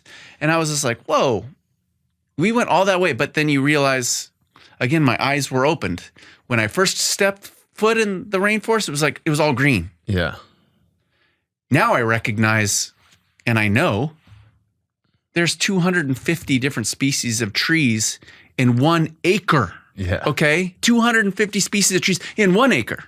If you take hundreds of acres, there's 1,000 different kinds. And these kids and these families know every single name of every tree and know that every single tree has a use. Whether you make rope out of it, whether you make glue out of it, whether you make this kind of medicine out of it, whether you make this kind of rot-resistant pole for your house. This is the kind of things when it's in fruit, it does this. This is the kind of tree that they use for thatching. So everything they needed, their whole pharmacy, grocery store, hardware store is right there. Yeah. What's up, guys? We're going to take a break really quick because you need a clean and healthy alternative to give you energy throughout the day. If you're like me, you've been using a bunch of different type of stimulants and supplements to try to get yourself through the day. But I got to tell you guys about Ketone IQ. All right. This is of the most natural and cleanest ways to get into a flow state, to get that runner's high in a completely pure and natural way. That's why I love Ketone. I'm telling you, this is the best thing that gets me in between meals. It's if I'm craving a snack or I got like a little sugar craving, or I rip one of these, immediately goes away. It helps me stay in ketosis. If I'm trying to like get a little bit of energy, kind of improve my focus, this is the best thing to use. You know, it works for 2 reasons. One, they've partnered up with one of the top pro cycling teams in the year that swept all 3 grand tours in the past year. So that's one. 2, it tastes awful. Genuinely. I mean, it doesn't taste good. And that's how you know it's working. All right. Sometimes you get these supplements where it's like, oh, try this supplement. And it tastes like sugar or like Fruity Pebbles. You're like, there's no way this is actually good for you. This will keep your body in ketosis. You can test it yourself if you want to pee on a stick or something. And furthermore, it's going to give you a little natural, little runner's high to keep you going throughout the day. And I got great news for viewers of this show. You're going to save 30% off your first subscription order and receive a free 6-pack of Ketone IQ when you go to ketone.com/Camp Gagnon. That's right. That is Ketone, KETONE.com/Camp Gagnon. Check it out right now. Take control of your health. Get a cleaner alternative to give you energy throughout the day. Put your body in ketosis if that's what you're trying to do. Now let's get back to the show. It's really cool. I had a friend of mine, this guy Don, he was kind of explaining, you know, he does sort of similar things where he'll just kind of go out and just do like land roaming and stuff. Yeah. And he made a comment to me where he's like, I was like, you know, if you had to get dropped anywhere in the world, like just to, you know, live for a month, like just with nothing, like you had nothing on you, where would you? I'd be like, oh, I'd go to the Amazon. I'm like, really? He goes, yeah, it's full of food. I was like, which is just so funny to me because in my mind, I'm like, oh, food is a restaurant. You know what I mean? Like if I go on a hike in the woods, like upstate with my wife, I'm like, we have to bring food because where we're going, there is no food. Yeah. Which is socially true, but technically the exact opposite of the truth. When you walk out there, it's like, oh yeah, there's, you know, rope over there, and there's medicine over there, and there's right there, food your resource, right there. You know? It's right here, and it's all free. Yeah. It's just, it's literally just sitting there. Yeah. I remember I made a joke. There was like this wonderful lady, and she was totally traditional, no clothes, anything, and just like giggled and laughed all the time. But I was like, and at that time, eventually later on, I had a business running tours, jungle trips and stuff, and she was just laughing at us, you know, and we didn't know exactly what we were laughing about. But one of the clients, after kind of, again, their eyes were open to just how much knowledge there is about everything, and she said, you know, I bet she's thinking, oh yeah, you guys, you foreigners, you got Wally World, you got your cars, you got, you know, Lowe's, Home Depot, you got all that. But we got the whole damn forest. Yeah. You know? Yeah. It's so funny. And I think that's why I stayed there, because when I was a little kid, I was socially awkward. I didn't have a lot of friends. Kids made fun of me because I don't know. I was just different, right? And so I guess how I found my friends was I was always catching grasshoppers, praying mantises, looking for snakes. I had wall-to-wall aquariums. I was totally fixated about nature. So there was no stopping me. I had to live my life around nature. It's just how I was. And always just dreamed about being a biologist and being in these areas with all these kinds of snakes, the same kind of snakes that were in all the books that I was reading when I was a little kid. And so that was the first time in my life. I come from a background where nobody's ever traveled. Nobody's had an education. I got really lucky, in a lot of ways. My mom and dad broke the poverty line. And so I think that was kind of a real advantage that I had because I was so incredibly naive. Nobody could tell me how to travel. I went into school not knowing, nobody was older than me to say this is what school is going to be like. This is how you study. It was like I just got thrown into the river. Yeah. And then did you do good when you were in school? When you were younger? Were you good at school when you were younger? I was just talking with my friend over here. Like, I just, that is a whole nother story of just how lucky I was, considering my mom's Native American, has 9 brothers and sisters, totally poverty stricken. My dad coming from having a mom and dad that didn't know how to drive or anything like that. And then they meet but I didn't necessarily have that academic guidance from like all the other kids where their dad was, it was a single income family at that time, or families, all those kids, like their dad was a doctor, worked at a tire store, whatever. And the mom didn't work. She just took care of the kids and was like parent teachers, PTA and stuff.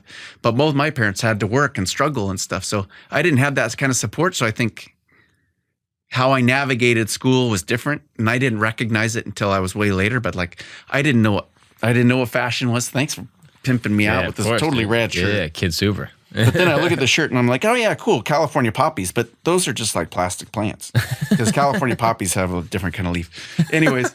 That's funny.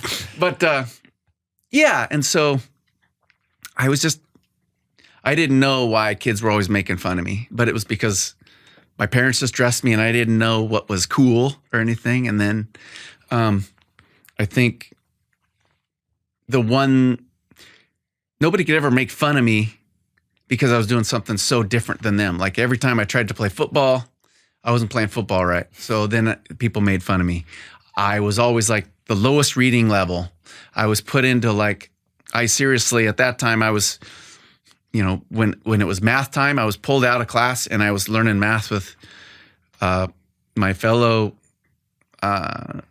classmates that had Down syndrome and stuff at that era, wow. They didn't have names for ADHD and all that sort of stuff. And I just kind of got on that track of just being considered delayed. Wow. And, but I was so passionate about nature. My folks were like, somehow you have to go to college. You have to be a biologist. You want to be. They didn't know how I could do it. They didn't know how to afford it. But I went in there and I think I went into college thinking, I'm going to learn about even more names of snakes. Yeah. And you learn about freaking organic chemistry and the Krebs cycle and horrifically boring, horrible stuff. Yeah. And I'm not that smart enough to learn it at that time. So it was like, man, if I'm really going to be a biologist, I pretty much dropped out of school after 2 quarters, so just a number of months. And I was like, if I'm going to do this, I'm going to have to just go to Ecuador. Well, go to South America. And then I dwindled it down to that Ecuador seems to be a place that would be cool. Seems safe enough. I was mowing lawns at that time for money. The plane ticket was $680.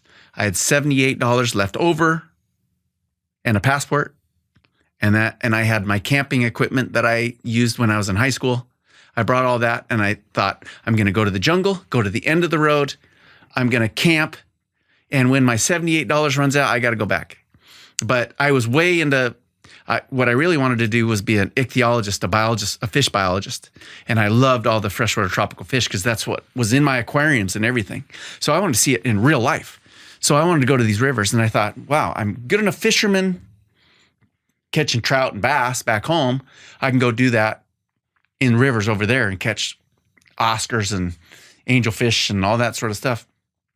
And then rice is cheap enough. Bought a 20-pound bag of rice, had my camping equipment, my little stove and all that stuff. I learned real quick that all that stuff doesn't really apply to where I was at, but I tried it. And I was shy. I didn't know the language. I thought, from where I come from, everybody was like, you're going to get kidnapped. You're going to get you're going to die.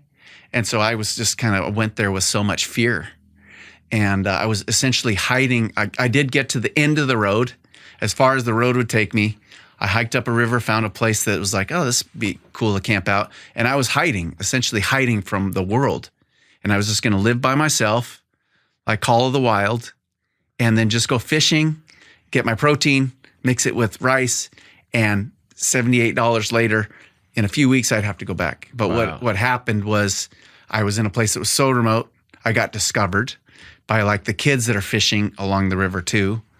And they eventually, over like 2 weeks, they told their parents, like, which are indigenous of that community, like, yeah, he's just living, this white kid just living in a tent. His tent is rotting away, and I'm kind of concerned because he's sleeping in a huge mud puddle because every time it rains, I had to learn all these things on my own. You didn't know where to set up your camp. You didn't know where to be. No, I didn't know anything. And there's no cell phones. There's no YouTube. There's no anything. I was just like, learned everything the hard way. My feet are rotting. I got crotch rot because I couldn't keep my shorts dry and all that stuff. But then I got taken in by a local indigenous family, or Quechua. And that was when, like I said, Dad came in with a pig strapped over his shoulders. Wow. And then looking at their house, and everything's made out of crushed palm and crushed bamboo and thatched roof. And they pretty much, there's that expression, mi casa es su casa. Yeah. It's like, my house is your house. And after just spending one evening with them, they were like, why don't you just come live with us? You love nature. And obviously they're going to be my best teachers, way better than these teachers at the university. Program. Yeah. And they know the names of the stuff. They know where to find it. They do. And every day we can go look for bugs and snakes. It's freaking awesome. Wow. So they just said, come live with me and come live with us. And then wound up living with them, and then finding a way to kind of earn my keep by pulling up and down the river and carting coffee around and stuff like that. Oh, wow. And, You had like a job within like family. just trying to, and then 8 months later, I had to return back, or else I'd be kicked out of school forever because my grade point was so horrible. Yeah. I just barely got into school. But I can remember going back to school, and I was the only kid with a tan the first day of school. Everybody else was just like a bunch of white people. Like, what have you been doing all summer? And I was just hardened. And in that 8 months, I learned 2 languages. I'd been living without electricity for 8 months. Yeah, what do they speak? Spanish? That was Quechua and Spanish. Wow. So like you can imagine, at such an impressionable age at 19, my whole perspective of the world had changed.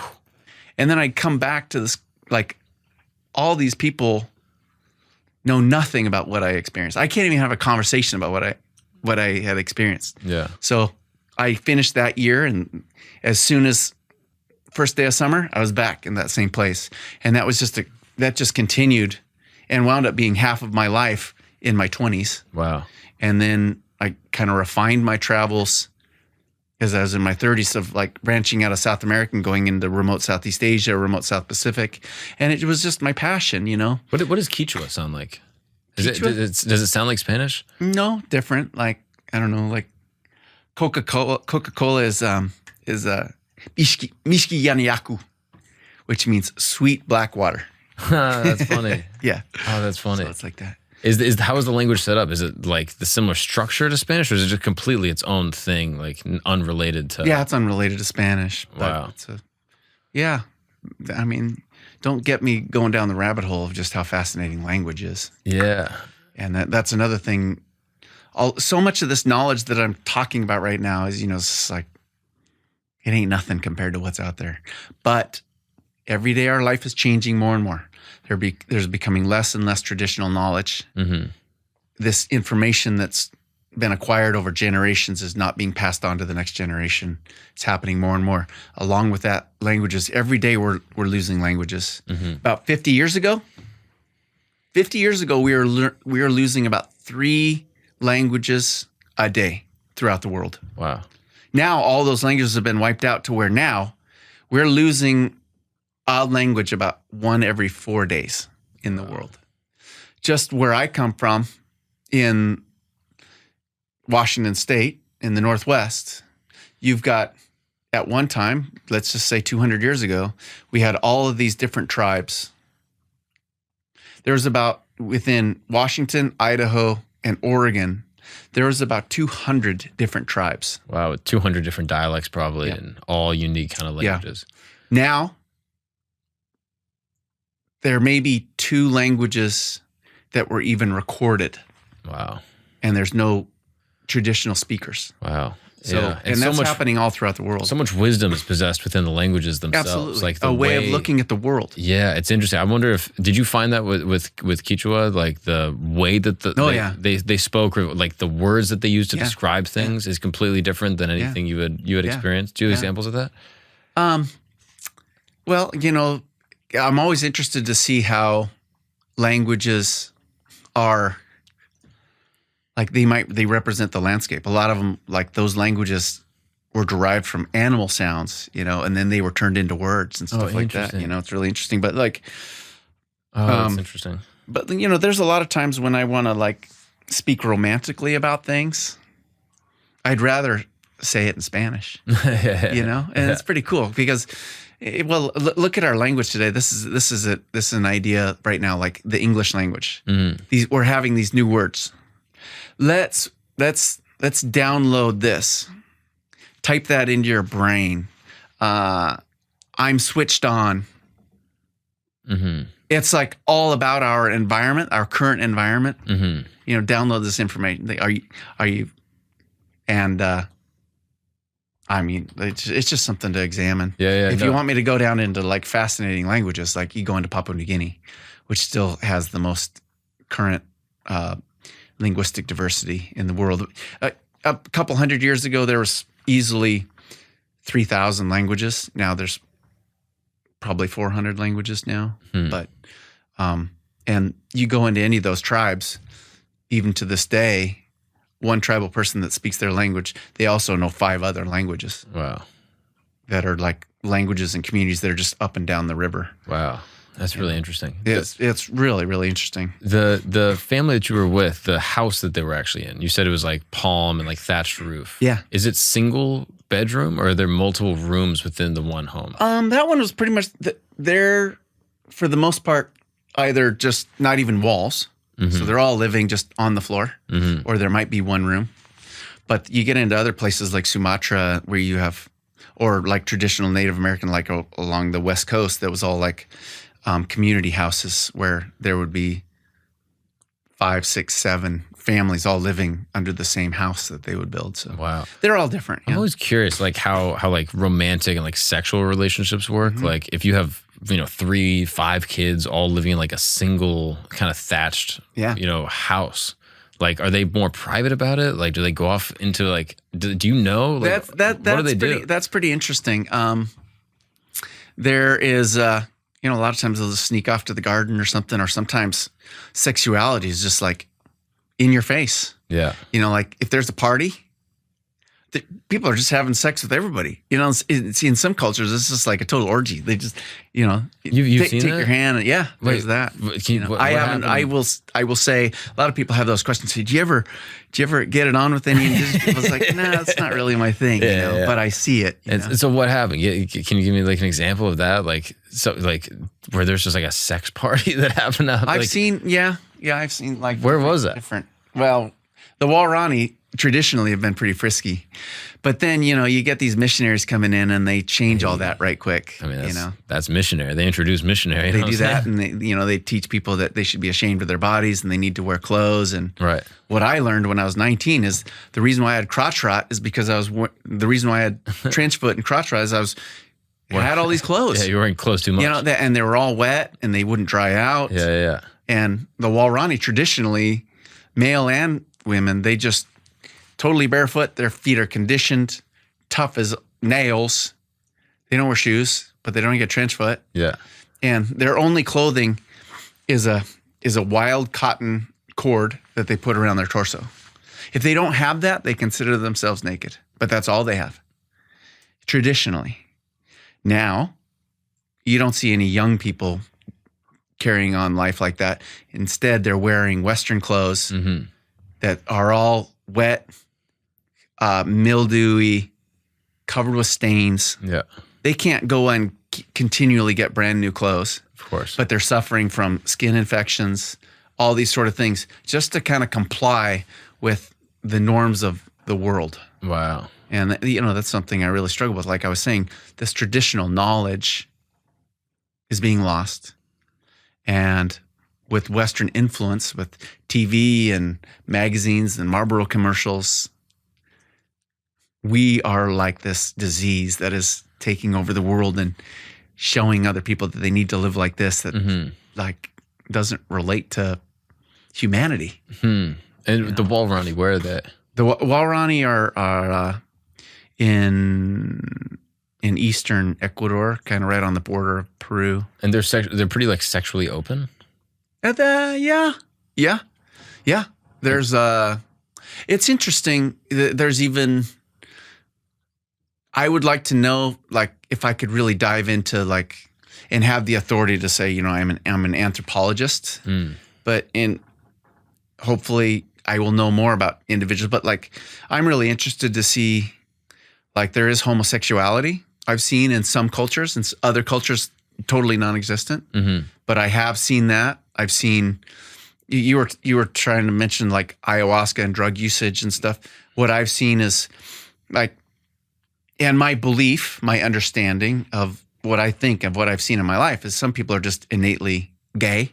They were, you've all grown up with a kid that was just feminine or whatever. And of course you're going to come out of the closet. That's your thing. Yeah.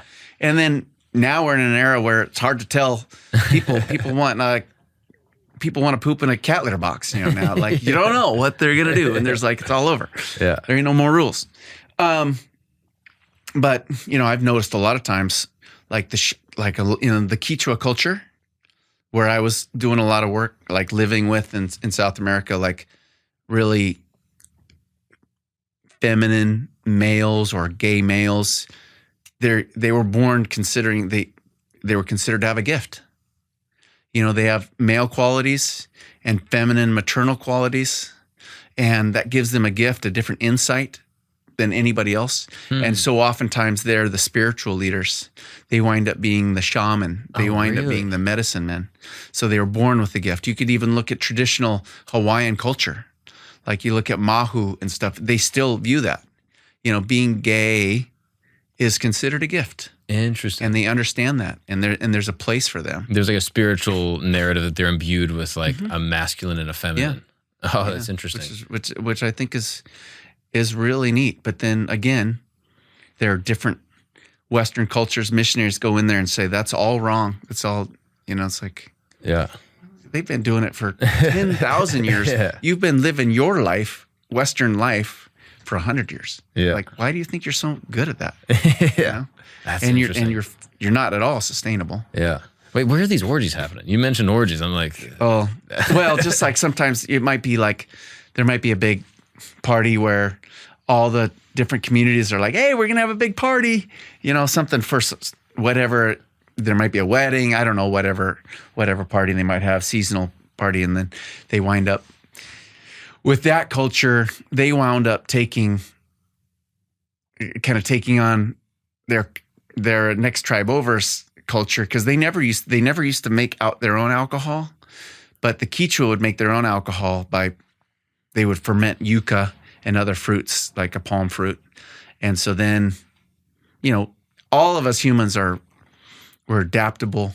We're continually being influenced by things that we're changing. So yeah, none of these people are locked up in a museum and they don't change. So even the Walrani, when you look at them and you're like, wow, they've been living like this for 10,000 years. No, they've just been losing and gaining technology and understandings from all their neighbors. Yeah. Whether they wound up killing and eating their neighbors or whether they wound up intermarrying, you don't know. Yeah.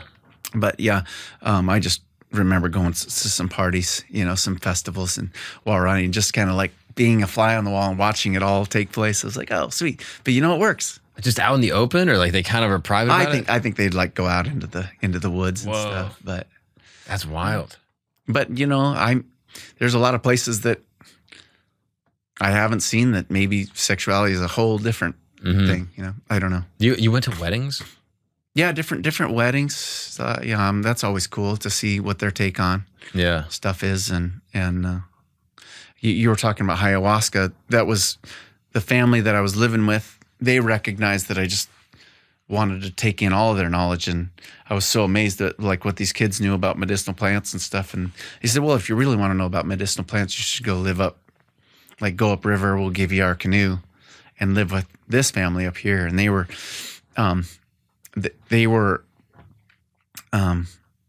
his name was Don Pablo at that time, but I lived with him and his family, and he was a shaman. And so I got to see his insight and experience his understanding of just medicinal plants and the spirit world, stuff that I even don't fully understand, but know that I've had enough exposure to know that it's real and it's deep, and maybe it's my place to understand it or it's not my place to understand it. But what did you see? Well, I can just, again, when you were talking about, do these people know something on the other side of the tree or all these crazy stories? Well, now I think ayahuasca is kind of on everybody's, it's a everyday word now. Yeah. And of course, leave it to white people to turn it into churches and stuff like that and have it just be like, almost kind of like bastardized, But in some ways too, we're acquiring technology and plant chemicals that, if done with respect, it's like brand new to science, and it's helping people. And it's like, again, so many missionaries go there to teach.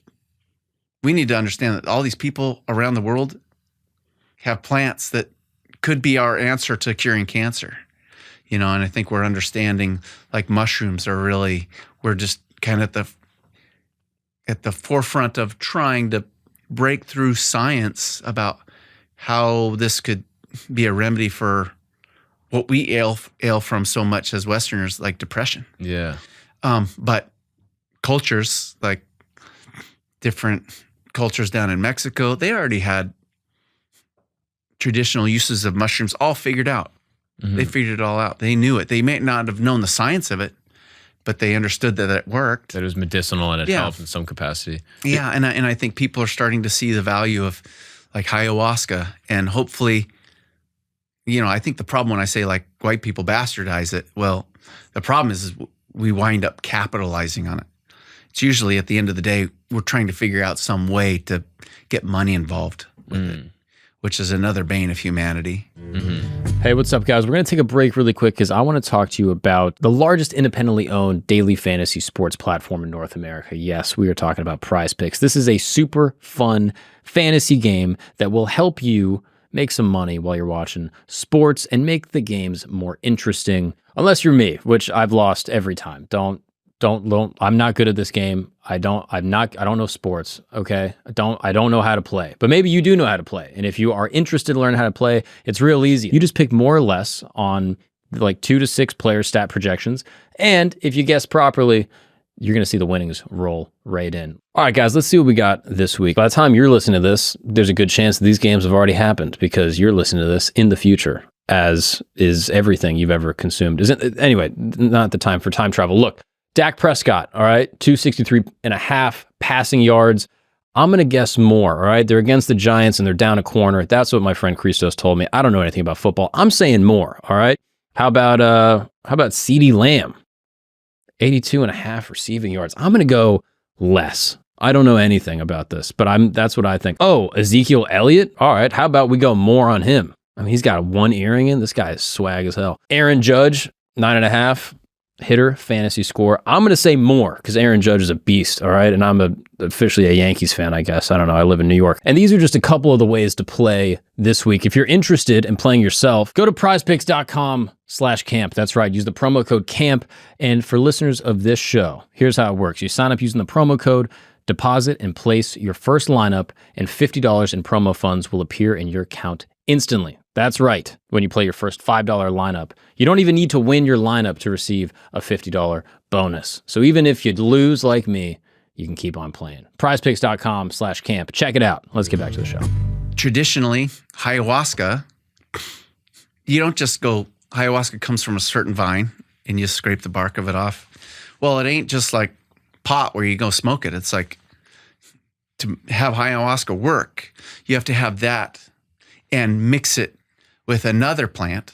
And if that plant isn't there, there's a couple other alternatives that you have to mix them together to make the component for our bodies to utilize it in a certain way that goes into our brain for it to work. If we just use ayahuasca as ayahuasca, we want to just poison ourselves. Right, no effect. Yeah, you need like the DMT inhibitor so your body's not catalyzing it. But then it's like, let's not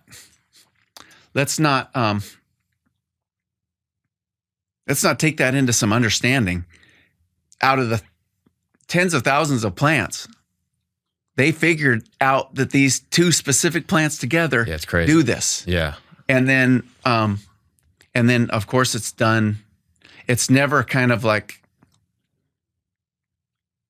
so many of us Americans were yahoos. So we're just trying to find a Yahoo experience. Oh yeah, let's get all, gacked out on something, But there it's like, we just don't, there's ceremony and there's history and there's the appropriate person and it's used in the right setting. And those settings, again, have been refined over hundreds of years and perfected to where they're really at maximum usage for their community. Did you ever do an ayahuasca experience? I did try ayahuasca one time with a shaman in Ecuador, and it was it didn't affect me. I was with other people that it did for some reason. I don't know.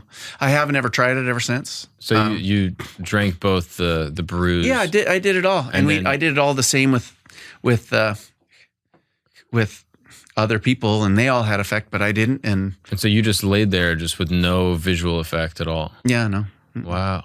No. That's interesting. What did they? And the shaman, they all had an explanation for it. Yeah. What did they interpret that as? I can't even kind of remember, but just my body wasn't ready, or there was something else. But there have been other experiences.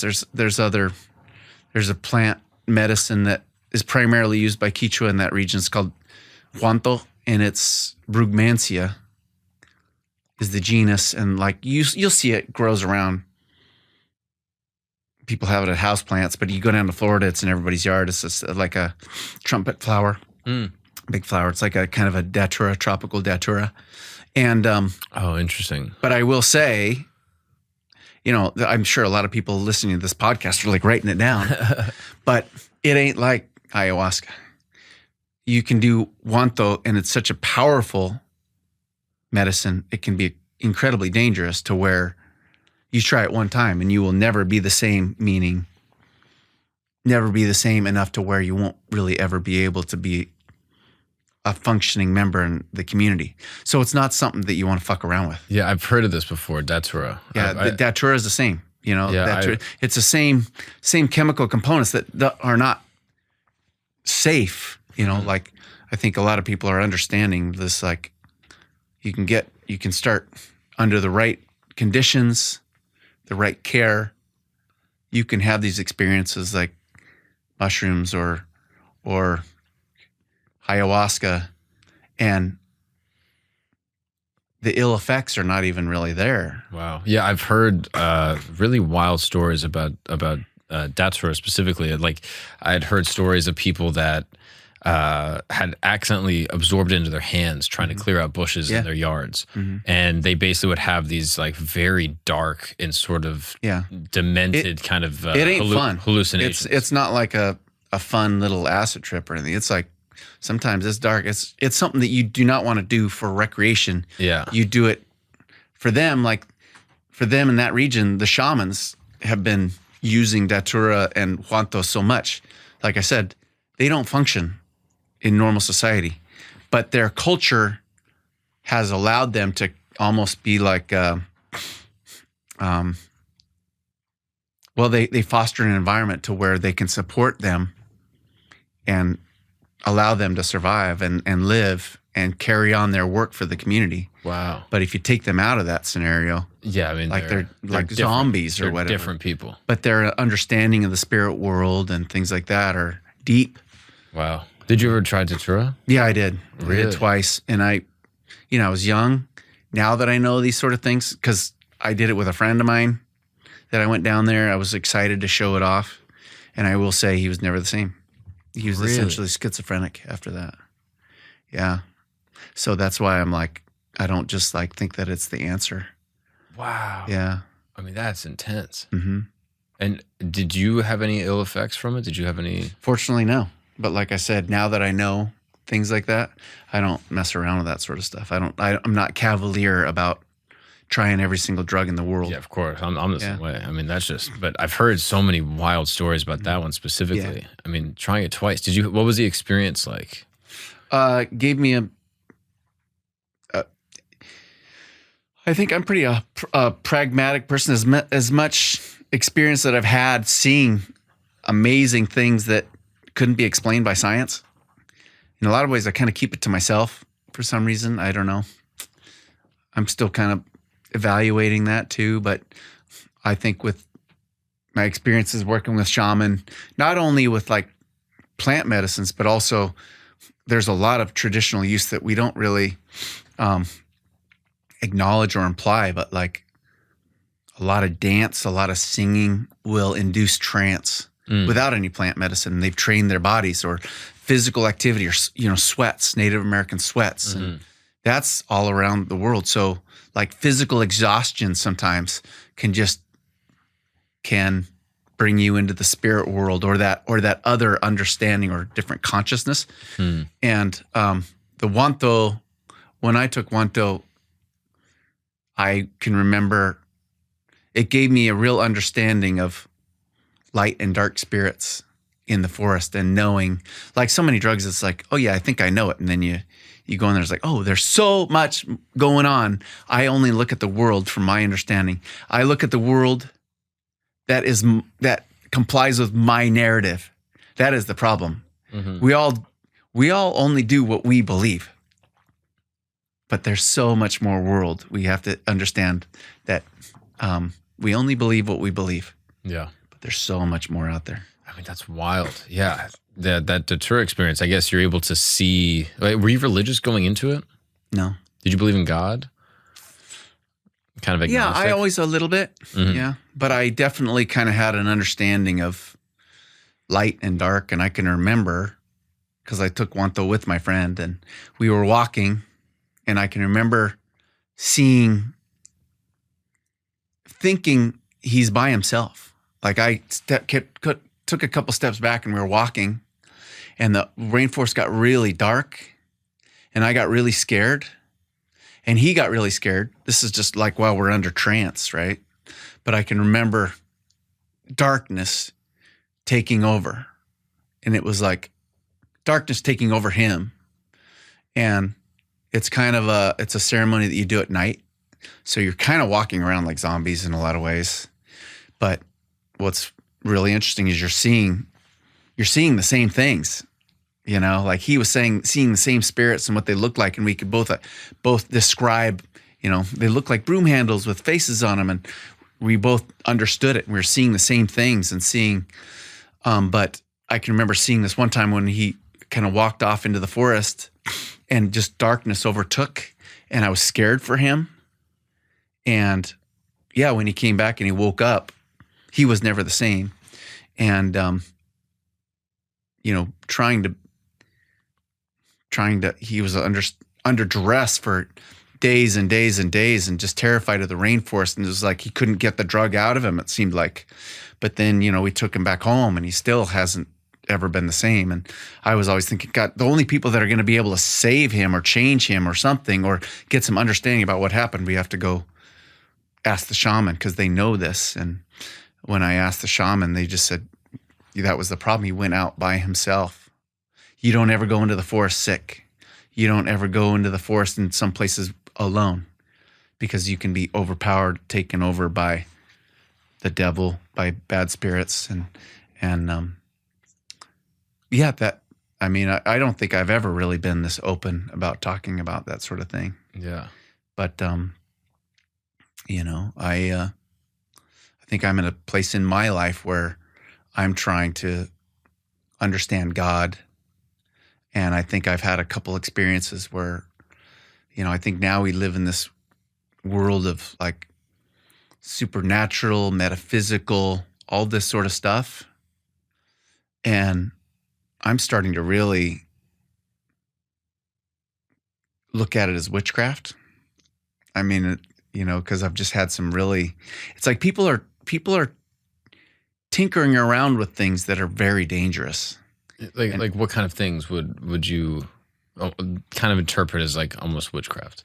Well, I don't want to go into too much detail, but I've had some very like an ex-girlfriend introduced me to a medium. It's like somebody that's like a psychic medium thing, and I kind of got messed up with her and this person, and just had some experiences that like basically got. Yeah, I think there was like black magic there. Like, wow, I had my house haunted and was kind of taken over by dark entities that I'd been holding with me for years. And I don't believe in this stuff. Yeah. But once I experienced that, and I'm like, that ain't stuff that you just go play with and go down and do that. But we're in a society right now where everybody has their own rules. And like I said, they're really cavalier about it. Specifically about like kind of spiritual things. All like, that's I think there is stuff to there. Yeah, go talk to a medium, go talk to a psychic, do a Ouija board, summon a spirit. And I guess I just try to categorize it as witchcraft. Mm-hmm. Like it's black, it's dark. And you think you're doing it for good. Mm-hmm. But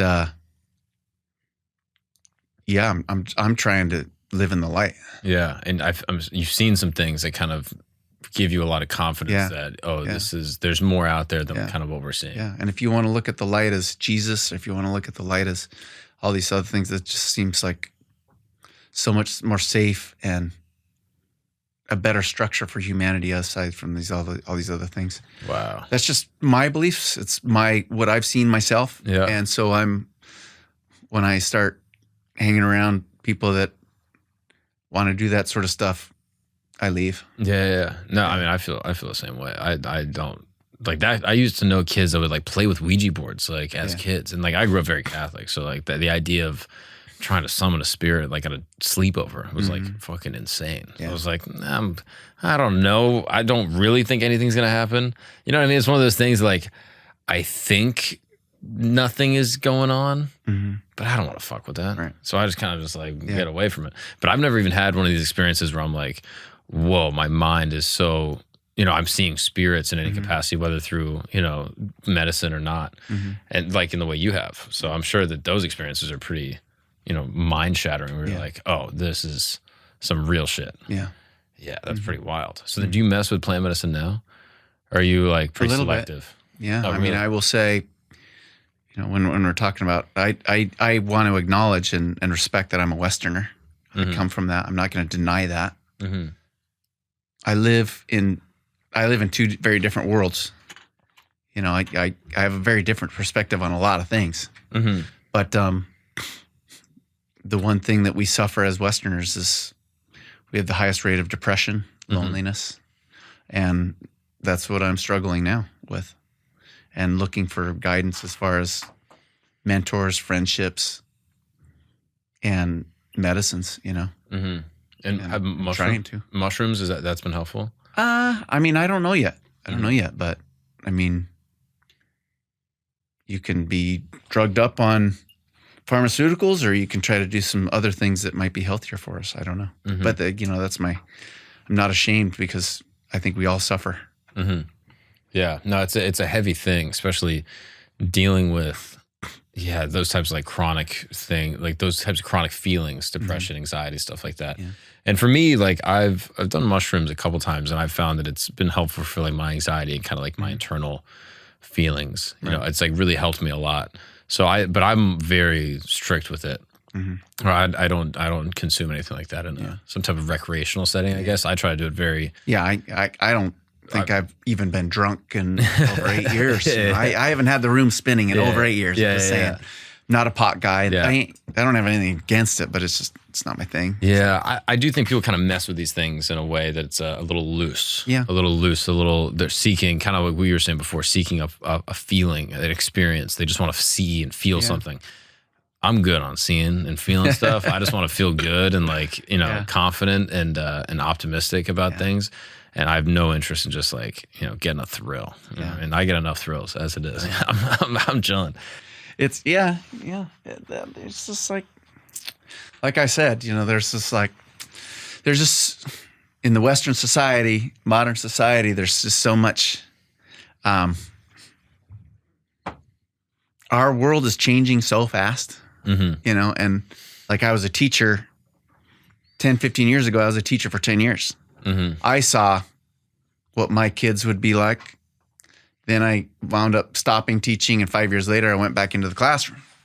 5 years difference between kids of the same age is like 2 generations. Yeah. Now we have technology and understanding and vocabulary for different things, even like courtship. When you meet somebody and you meet a girl, you're trying to. Way back in the day, the gentleman was out looking for a partner, and trying to court and be a gentleman and get to know somebody. Now we have this vocabulary of like, oh, he's such a creeper. Like, I'm just trying to do my job. And there wasn't a word for creeper. It was people that were confronted by a male took it as a compliment. It was like, that's bad. And then, like I was just thinking about all these things about like 20 years difference between people. Like now there's like, the 25-year-old life coach, seeing like that. And like, it's like, and then those people are making money and everybody's trying to be this like entrepreneur and salesman. And God, I was just looking, I mean, this is my cynicism about like being this 28-year-old life coach and their philosophy that they tout is, finally in my life, I am single. I'm free of all attachment. I'm not responsible for anyone. I can focus on myself and focus on my personal growth. Every day I can wake up whenever I want. I can focus on journaling and reading and yoga. I'm living my best life. I love it's like these coaches we're being trained to think that the strength of us is to become fiercely independent. What I've learned around the world and the way I view the world, fierce independence is all wrong. It really what it is what so many people are now. Self-absorbed, arrogant, narcissists. We can't be fiercely independent. We need to be deeply connected. Yeah. No, why aren't there life coaches saying that? That's where happiness is. That's where we need to be devoted towards. I'm with you. I don't know. I do also see people though, like in the West that are trying their best to like stay connected to community and like trying to stay connected with their family. And I try not to be like too judgmental of someone that's like, trying to figure it out in their 20s. It's like sounding dumb as a life coach or whatever. I don't know. I kind of look at them like, yeah, you think you got to figure it out, but you don't yet. But I remember writing when once I'm not gonna hold it against them. You know what I mean? I'm like, everyone's trying to figure it out on their own path. Once I was at drinking age, and I can remember journaling and just thinking that my thoughts were just so profound. Yeah. Now I look at it, I was like, I was a complete fool. Yeah, and you're lucky you didn't have the internet at that time. I know. Now we have internet, so then, this life coach is like such this sage wisdom, but then you look at every single one of her pictures on Facebook and Instagram, it's just a selfie of her with her blonde, blue-eyed, and from afar she looks pretty good in a bathing suit doing yoga moves. That's all there is, really. That's what's marketing people. If I don't know, people are trying to figure it out. They are trying, and I appreciate people working and hustling and trying to be a developed human being. But it's like, if you think that you're just coming up with all these ideas and growth by staying in your living room and thinking it's about exposure and going out and collaborating and getting feedback from people, not from books that you want to read. It's like what I said, people only believe what they believe. Yeah. They only gravitate towards their own narrative. Right. You got to force yourself out of that and have a community of of other people that aren't beautiful and blue-eyed.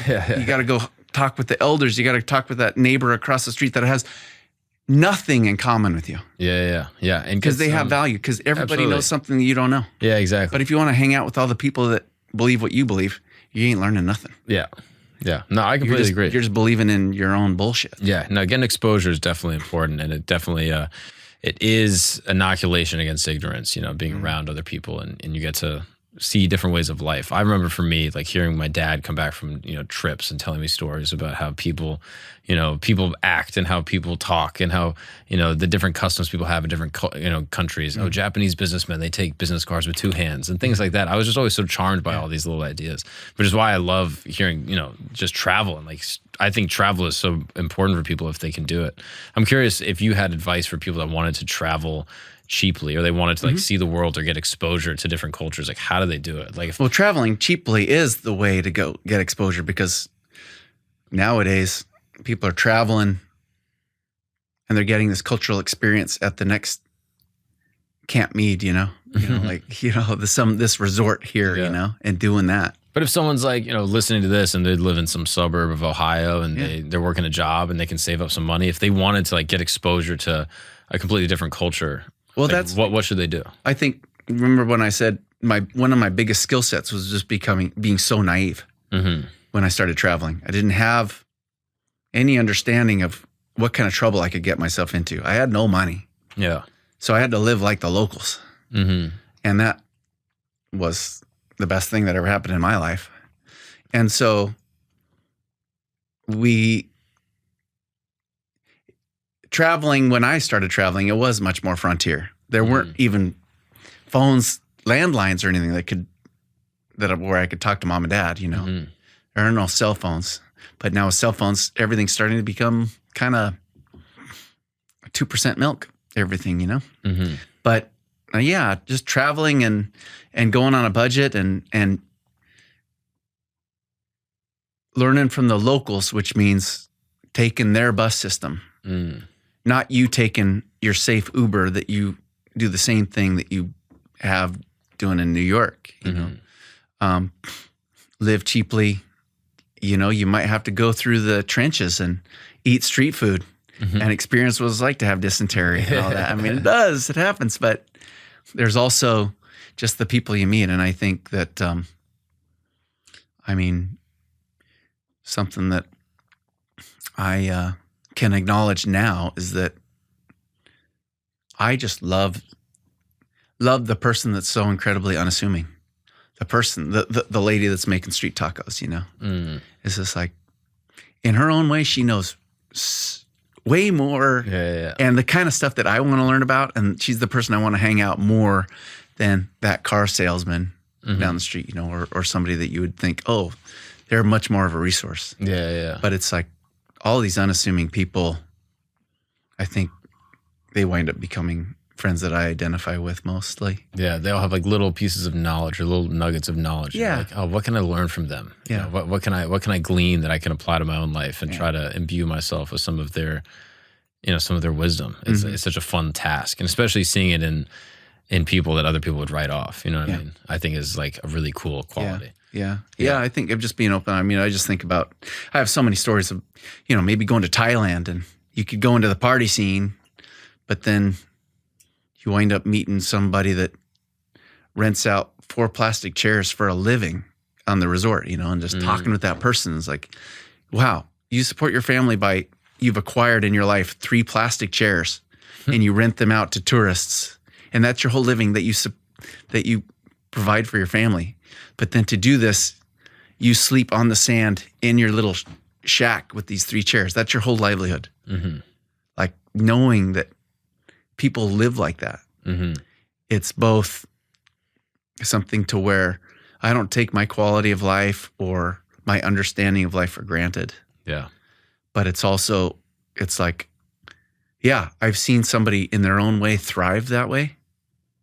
So all this shit that was security and this fancy cars, like I can get swooned by like classic sports cars and all that stuff. And then it's just like spending the evening with that guy. None of that shit matters. Sell it all. Yeah.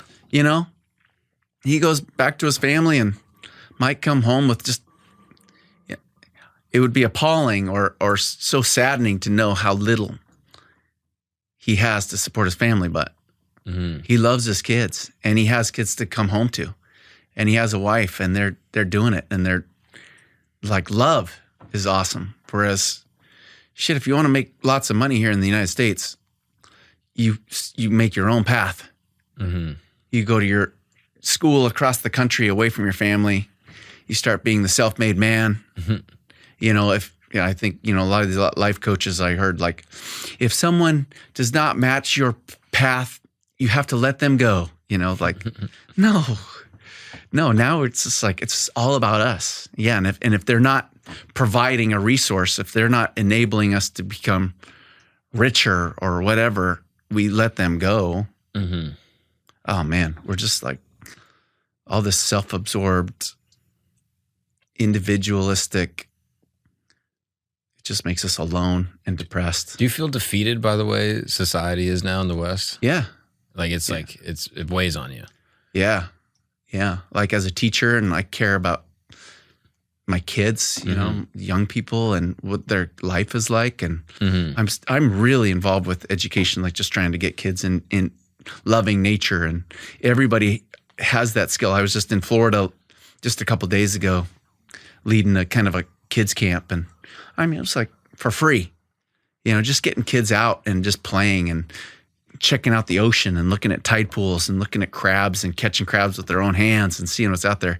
Like the kids are little monsters that do what they're naturally do. Like once you get them away from what all of a sudden they're just teaching themselves and being just like those kids in the sand community.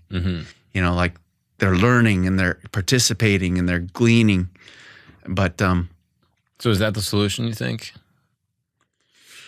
I think we need to have our people outside, like familiar with outside, rather than everybody thinking that if you go outside, there's a bunch of bugs. Like their parents teach them there's a bunch of bugs outside. But if you just let them keep playing and sleeping, they're just bugs. They don't bother you. Yeah. But it's like, there's been a couple way back when, like our grandpas knew everything. And our grandpas knew so much, and the grandmas knew everything. The grandmas knew how to knit, crochet, cook, can, communicate with their friends, all this sort of stuff. Grandpa knew how to fix the tractor, fix the door, work on shoes. There was like all these skill sets that they had to bring. And that was 3 generations ago. Now, for somebody in the Western society, the way that you achieve everything that you want is by being really good at one thing, being an accountant. All I need to do is be a good accountant, show up for work, do that. Then I get money to be able to have everything else. And it's like, oh man, if you know everything there is but master of none, you won't make any money in today's world. But in Grandpa's era and Grandma's era, that was the only way to survive. That was the richness. And they knew so much and they utilized it. And there was a communication with everybody because they acknowledged that there was something that they could learn. Whereas now you get a radiologist and an accountant together, they can't really add to each other's knowledge base that's going to get anywhere. You know, I see. Yeah, maybe I could see that. I don't know. I think some grandparents, like I think about my grandparents, I'm like some of them didn't know anything. You know what well, I mean? I mean, well, then look at their great grandparents. Sure, maybe. Yeah, I mean, it wasn't that long ago, and you know, you see those great grandparents understood the value of growing their own food, having a garden. You know?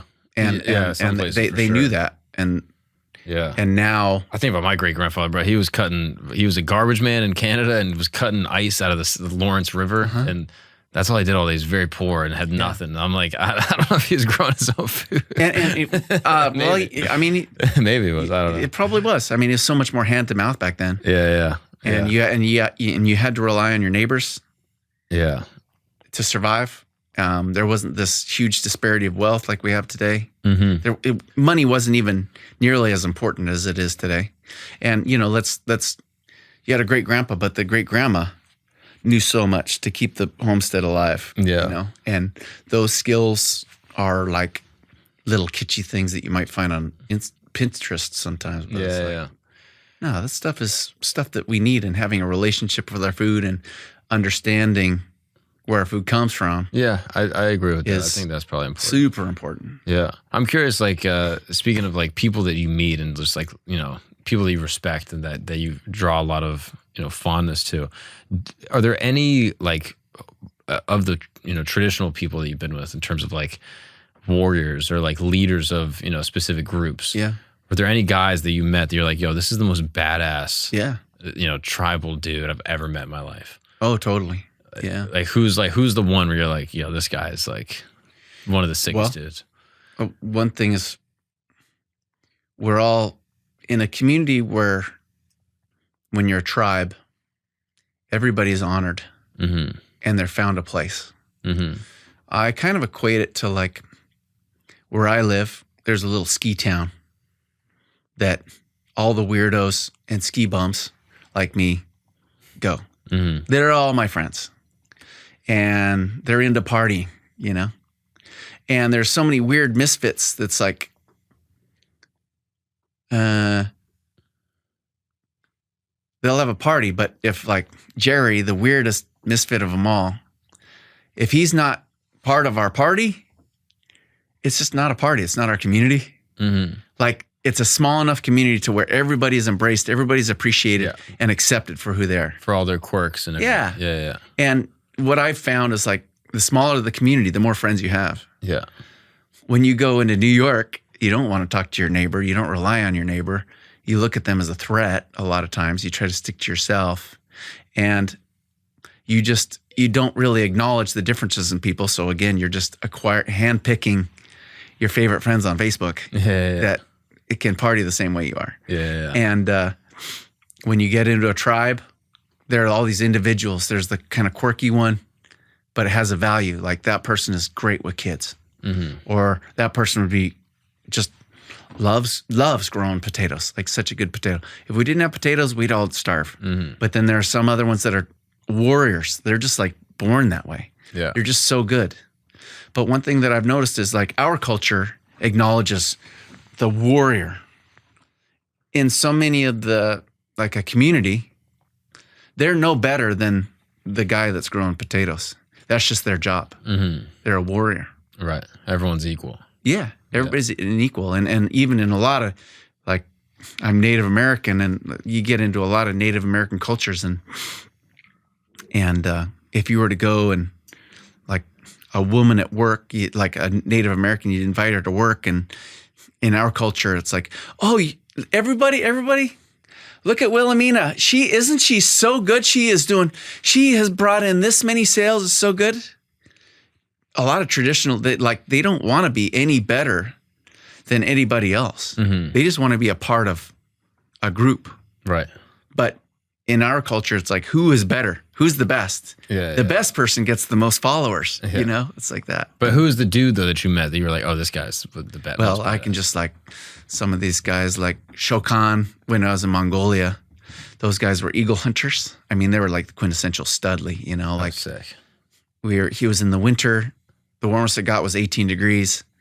And Shokan was just like my buddy. But he was just like this stout, awesome dude, and could lasso horses and just like built, handsome, all that sort of stuff, and just had hands of iron and wood, and hunted with an eagle, and like would go down the Mongolian plateau with an eagle in hand, ready to hunt foxes and stuff, like quintessential stud, Oh, that's so and his cool. name was Shokan. So how cool is Shokan? Yeah, Shokan. If you're gonna have a power name. How do they get these eagles?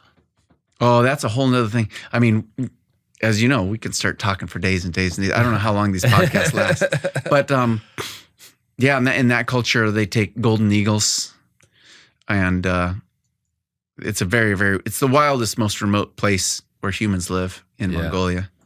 Still half of the population of Mongolia still lives in yurts, which means that they're migratory. Wow. And now today, before it used to be every single person was a pastoralist. They raised sheep to live. Now about a quarter of them do, but that's still a huge population. It's a place where you could ride a horse straight for hundreds of miles and not encounter a fence. Wow. I love that. Yeah. But for the winters, certain cultures, they will get fledglings. Like they have to climb up all these rock cliffs or climb down rock cliffs and stuff and steal one of the baby chicks and raise it up. And then just like falconry, Wow. they use these eagles, and they're still so remote too. They can't go to Louis Vuitton and get themselves. They have to make their own clothes. So the warmest clothes are stuff that they're going to eat anyway, which is foxes, wolves, Pallas cats, all these sort of things. And so they utilize those, yet again, technology that's been developed and advanced over thousands of years. They use those as hunting tools because they traditionally didn't have guns. Bows and arrows can't go that far. They use eagles, train them to go get that animal. They use that animal for pelts, hats, money. The meat they'll either get themselves and feed the eagle. But then a cool thing about their culture is they'll keep an eagle, train it up, but as they're training it, they're also always training it to be wild someday. So they utilize the eagle when it's like in its teenage, early adult age, and then by the time they're able to, they just let them go after utilizing, refining their skills, hunting skills for like 5 years. Then they return those eagles back into the breeding population. Oh, wow. And they just continue. So that's awesome, That's really cool. Again, that's a mindset, a preservation mindset. Whereas the mindset today is how many eagles can I raise up to sell? It just doesn't work. That's really cool. Yeah, so they put them back in the population, and then they, I guess, would maybe go get another eagle and kind of raise it and then put it back in the population. Yeah. Oh, that's really cool. Did you hunt with them? Yeah, so rad. Sick, right? Yeah. I was capital awesome. It was rad. It was totally rad. That place is so cool. If you were to get dropped off any place in the world and you had to survive for like a month, would you rather, like, where on earth would you want to go? Well, it's always, the tropics are always the easiest. There's more protein there. Yeah. Yeah. What about like any Arctic or like extreme cold conditions you've had to endure? I lived with the Inuit family up in northern Canada. Yeah. Coldest it got was 70 below zero. That's brutal. We spent the night. We were on a hunting expedition with them. The only way to survive that is you have to make an igloo. Yeah. That technology that was refined over thousands of years. If you brought your tent, you would freeze to death. Yeah, you die. And so we were out at night. It was 40 below zero. But it was like inside the igloo was like zero, I guess. Wow. Heated with a candle. And so just, again, that knowledge. But I learned from a person that grew up living in an igloo. And he was telling stories about like the worst times of the year was in summer when there was no more snow. There wasn't, it was so cold, but there was no cover. Oh, damn. And there's no trees. So the only thing to make a structure out of were like whale bones and driftwood. and animal pelts. Yeah. And then the bugs are so bad, they just wanted to get 40 below zero again. Oh, crazy. You know, but you're learning from people that have been conditioned like that. Of course. And that's their comfort. Yeah, it's pretty counterintuitive though. They don't make people like that anymore though. You know, his kids live in housing developments, you know, government funded housing. They're getting government subsidies. Mm-hmm. They're not needing that knowledge to go hunt every day. But then you go up into those communities like that, the highest suicide rates in the world are within those communities because they're not participating out. They don't have a reason to have that knowledge to retain that lifestyle that their mothers and fathers did. Yeah. Because now they're reliant on 6 packs of beer or, you know, cup of noodles, and they're just sitting in a shack that was given to them for government subsidies or whatever, right. And they're not going out needing to hunt, needing to understand the environment. They have no reason to wake up early. Yeah. You know, yeah, but we're trying to make their lives easier. And so I just noticed, you know, the people that are still living traditionally, having dog sleds, having the responsibility to feed 15, 20 dogs. You got to hunt all the time. And they have a reason. They have to wake up early every day. Yeah. I can remember talking to some old people, this old husband and wife, and I was like, so how is your life compared to like the way it is now? You know, you could just tell in their skin and everything, like they'd lived a hard life. Yeah. And yeah, there's no question that people, you know, that modernity has made things easier, right. but has also made people probably slightly less happy. Well, what they said, I don't doubt that, but I don't judge those people if like, no, I mean, for like you their can't. circumstance, you know what I mean? Like it's not really their fault. If, it is not at all their fault. They're just trying to survive, and if they get given a government subsidy, and that's what it takes. And that is a responsibility that we have, because the people that are offering government subsidies or whatever originally 50 years ago were responsible for not allowing these people to hunt, right, and stuff. But in this conversation, I can just remember going with these old people. So what's the difference between like the way you grew up and the way it is now? And the wife said, life now is a lot easier, but back then it was worth living for.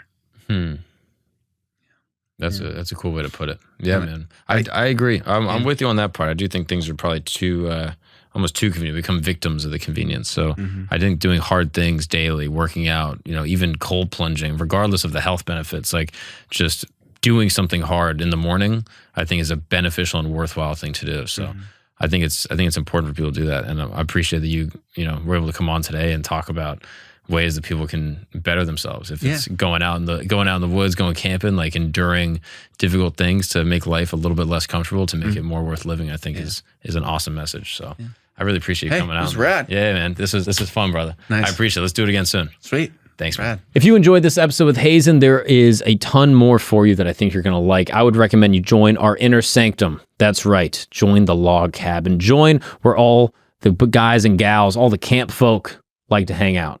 S'more Camp in the description. It's going to be a weekly newsletter. You're going to get all the updates of everything going on with the show, episodes that are coming out, guests that we have coming on, polls so you can weigh in on what we should do with the show going forward, and more topics and things that we can dive into, and a ton of stories and research that we didn't get to include in the main episodes. It's in the description. And if you already joined, I really appreciate it. You know, this is for the diehard fans. So if you're just a casual, you can skip it. No problem at all. But for the diehards, in the description. And if you already joined, thanks so much. I have a feeling you're going to like this episode. This one right here is absolutely amazing and on par with what we're talking about. So enjoy.